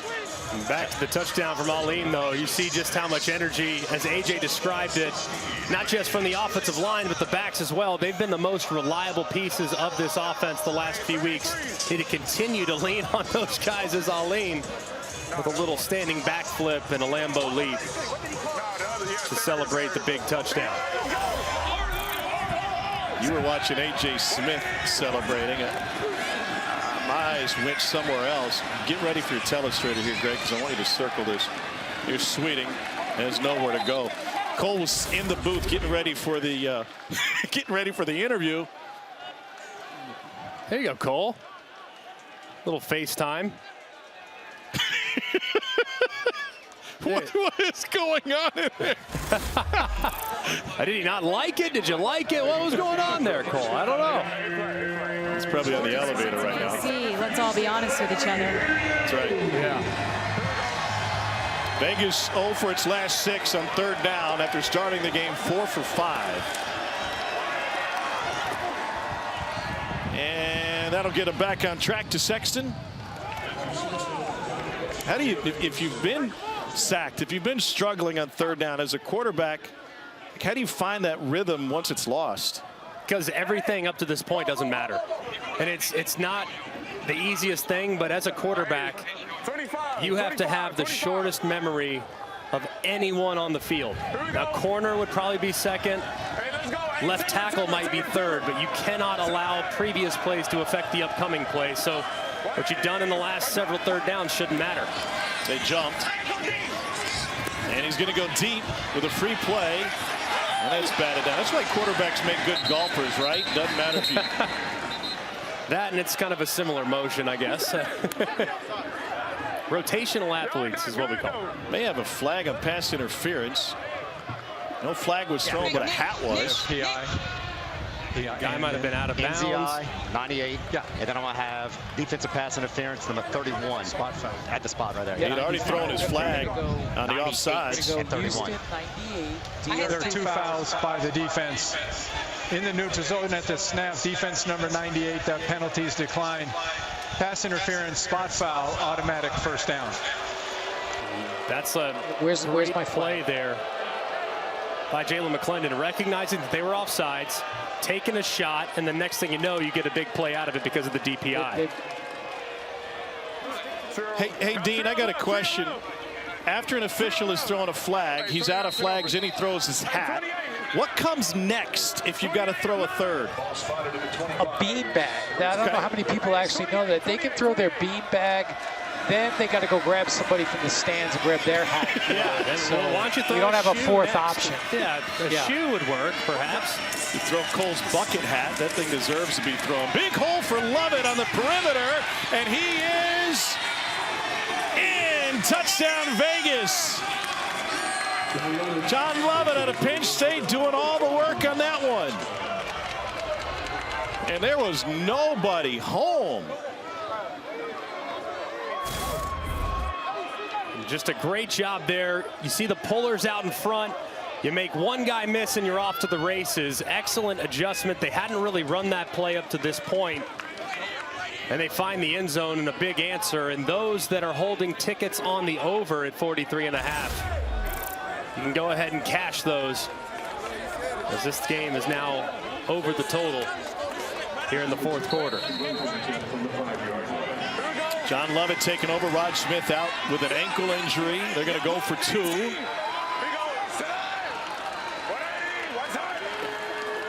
Pressure coming. McClendon. Back corner, and it is taken away. What a sensational play by the Roughnecks and John Brandon. Man, how about the catch by Brandon? Timing his jump perfectly, tipping it up to himself. Amazing concentration. Of course, the elbow was down before he secured the catch. Either way, the attempt falls incomplete. Still a good answer, though, from Vegas. What's the live line telling us now? It's locked right now. You're going to have to give me a moment. This thing is all over the place. Caesars Sportsbook. I'm going to say loads. I think it's Houston minus 3.5. That's the guess. Okay. Houston was given 6.5 before the game. How about Houston minus 4.5? Essentially with 6:23 plays. Vegas going to get another score. They're plus 450 on the money line right now.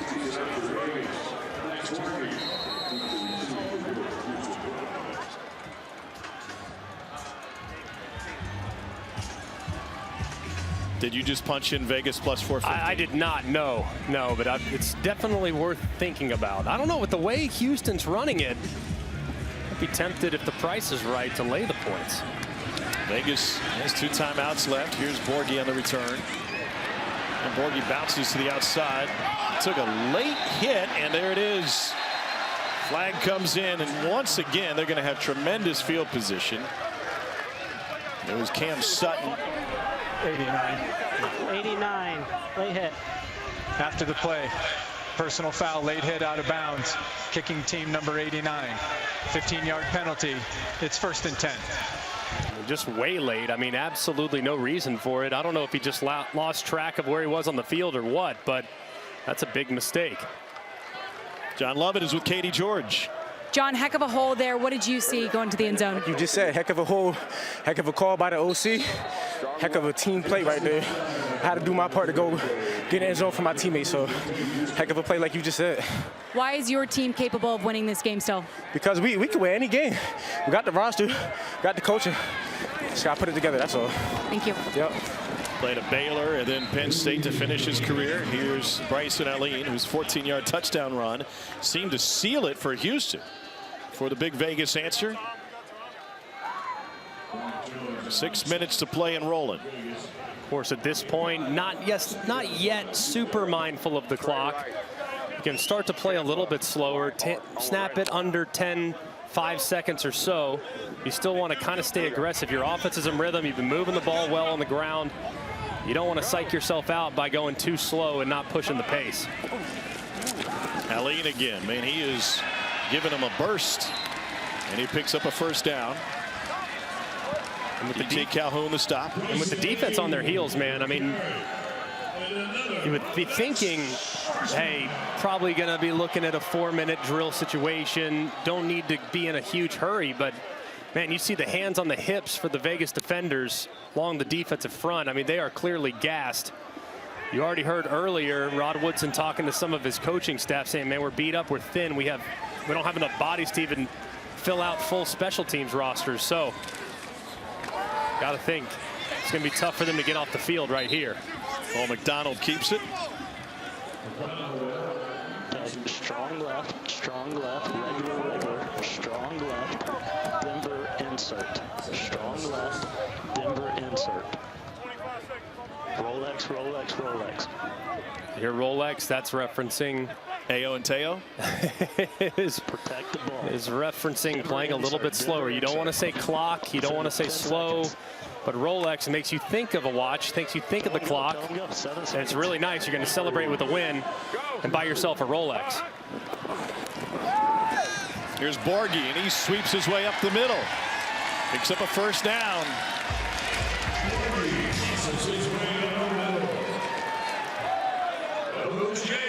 Houston can not only clinch the South Division title, but Wade Phillips can keep his team home in the postseason before the championship game in San Antonio. H-fly, Broncos punch. Hold on. Here we go. Let's go, Broncos. Let's go. Let's hold on to it. There you go. Remind him, hold on to it, double over the ball. One thing that gets him back in the game right here is a fumble. Borghi took a lick. Maurice Smith delivered it. We got a flag after. Going to get a late hit on Maurice Smith, or might get leading with the crown of the helmet on a. So after the play, at the end of the play. Go slow here. What do we got here? We have a dead ball personal foul by 0 of the defense stomping on the player that was on the ground. Tamoa Penu.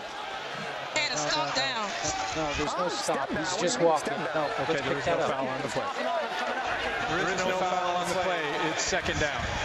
I love the fact. Listen, Coach, he got to be careful. He cannot stomp down on him. He stepped over him. Dean said he didn't touch him when he stomped down. So how do you know he meant to do that on purpose? purpose. How do you know that's a perception penalty? That's a perception. When you ain't never played ball. That's a perception penalty. That's a perception penalty. I love the fact that Dean Blandino can correct it with no time lost. Absolutely. So quick, so efficient. Wish it would be adopted at all levels of ball. On 2nd and 9, Aline had his helmet ripped off. And that'll bring multiple flags. Personal foul. Face mask, defense number 90. Half the distance to the goal, automatic first down.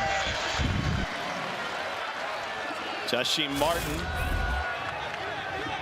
As you can see on the right side of the screen, Martin with that left arm grabbing the helmet, ripping it right off of Aline. He's fortunate that without a helmet, he doesn't get hit harder. Glad he's all right. First and goal, 3 minutes to play. Going to lean on that run game.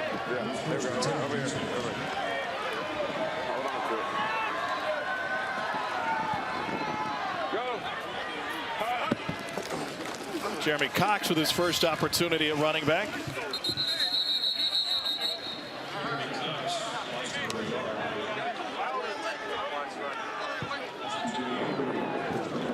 One more play before the 2-minute warning.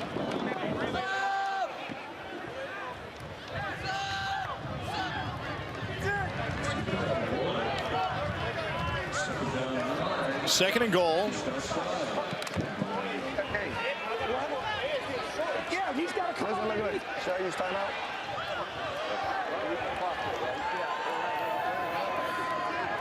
I think it's Denver.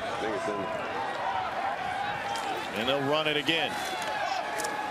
They'll take him to the 2-minute warning. Vegas came out of there with the ball, but forward momentum ruled to have stopped before Kayvon Walker. Wade Phillips plotting. 3rd and goal. After the 2-minute warning, Max Borghi stood up and taken down. Nearly lost the football, it seemed. And so with the scoring options available, especially in the point after situation, Vegas still very much sitting in this thing. Absolutely, but you see right here, I mean, the ball almost comes out. Beasley is right there. You see the ball go down. Borghi's able to recover it quickly before it even hits the ground. A great job there by Vegas's defense. Getting off the field, a timeout called by Vegas after the fact to preserve some time on the clock, but it'll be a 7-point game. The Vipers getting the ball more than likely here in just a moment.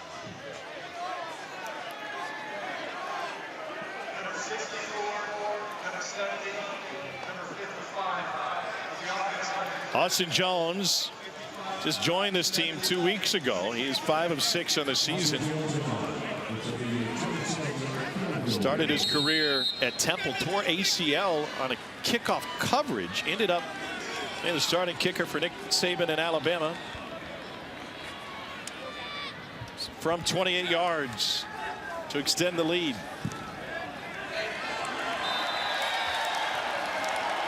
And he punches it through.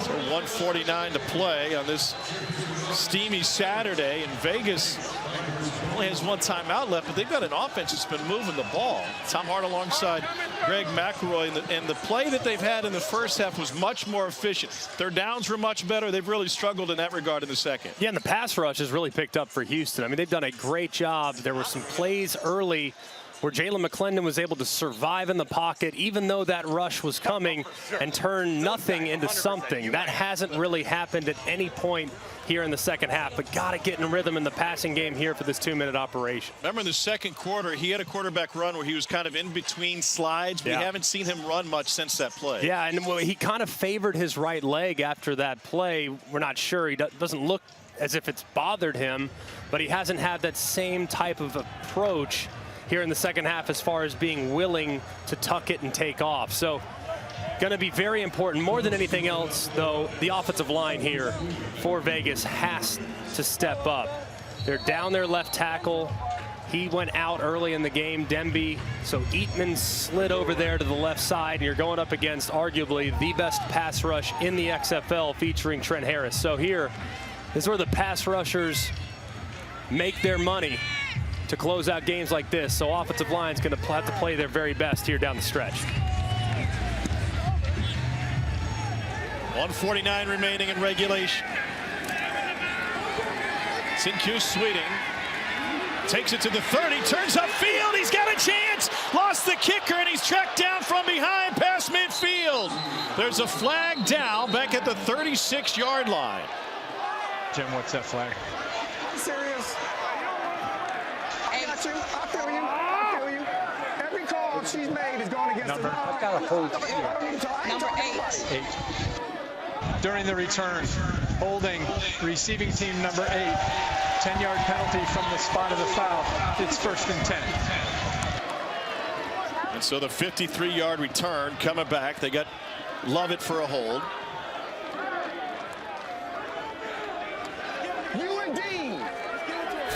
Ron Woodson could challenge this if he thinks it was a bad call. He's got a challenge available to challenge anything. Yeah, he can. On the left side of the screen right here, you see Lovett. And it doesn't look like a hold unless it happened a little earlier. You see that left hand. It does look like he's grabbing the jersey just a touch. If I'm Rod Woodson, I'd challenge it. What do you have to lose outside of the timeout? And at this point, with the clock stopping after every first down, I mean, you can live knowing that you need a touchdown more than anything else. So 1:39 to play. Jalen McClendon forced out, goes back against the grain, and that is called a catch for Badette, and that's a first down. He's got his hands underneath it. 130. A great catch there by Badette. I mean, full layout to secure that ball before it hits the ground. Right, so one play and just about back to all that yardage they lost. 4-man rush. On time to the outside. And Geronimo Allison picks up the first down. Vegas is driving here, 1:12 to play. Needs to be a little more urgency amongst the Vegas wide receivers. These guys are still taking too long to get lined up, and you're in a 2-minute operation. 50, 50.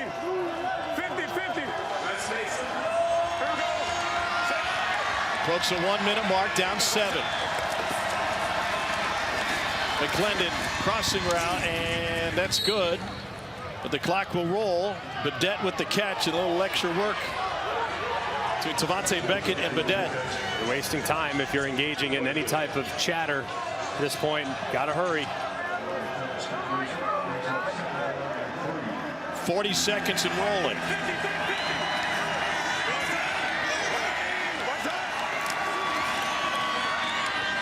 Here's Badette again. Another Vegas first down. 30 seconds left. Emmanuel Ellerby the stop. You got to get to the line quickly, call a play immediately, box stop, so you don't need to clock it or anything, not at this point. But they're changing formation. I mean, they're wasting so much time. They got to call timeout. I mean, they've wasted 15 seconds. And finally the timeout. I mean, Rod Woodson's got to be beside himself. Final timeout of the half, 30 seconds. Come on, stop. Come here. A lot of frustration on the Vegas sideline. Ray, I mean, that's really bad.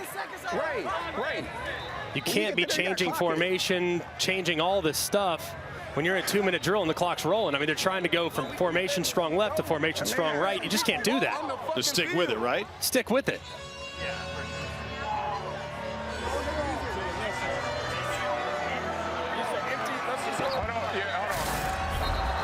We gotta line up. I know you hurting. We gotta line up though.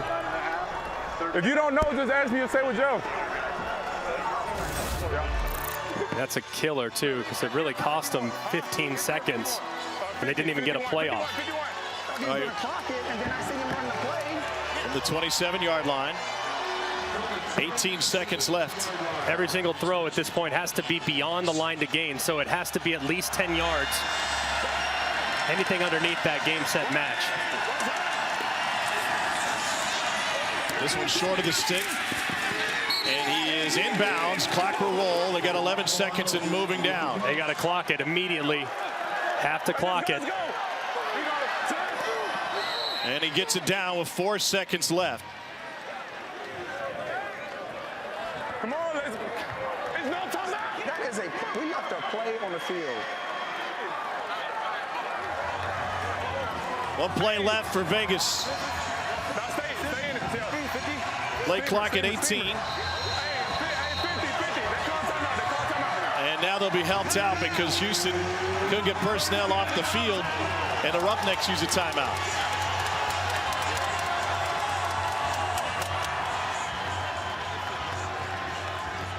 Roughnecks with a win will be home for the South Division Championship in 2 weeks. Hey, be quiet, listen. Hey, come here, everybody, come here. Hey, they're going to bring pressure. All right, they're going to bring pressure. So you want to shake Yeah, to what's the name side though?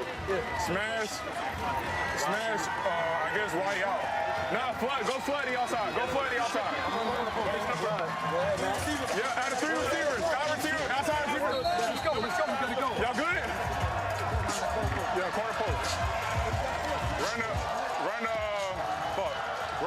Just run into the next week. 4 seconds left in regulation. You got to be prepared for pressure. So if they can overload your protection, you're done, because you won't be able to get the ball out fast enough to get into the end zone. Roughnecks lead the league in sacks. They got 4 today. Here comes pressure from the edge. McClendon goes in zone. It is incomplete. Off the hands of Matthew Sexton, and Houston will be home for the postseason.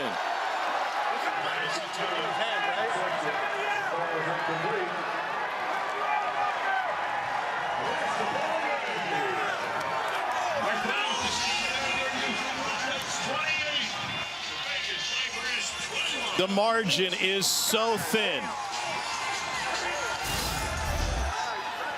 And they got a great look. They get a good opportunity. It's going to be tight. There's going to be a collision. The ball's just a touch high.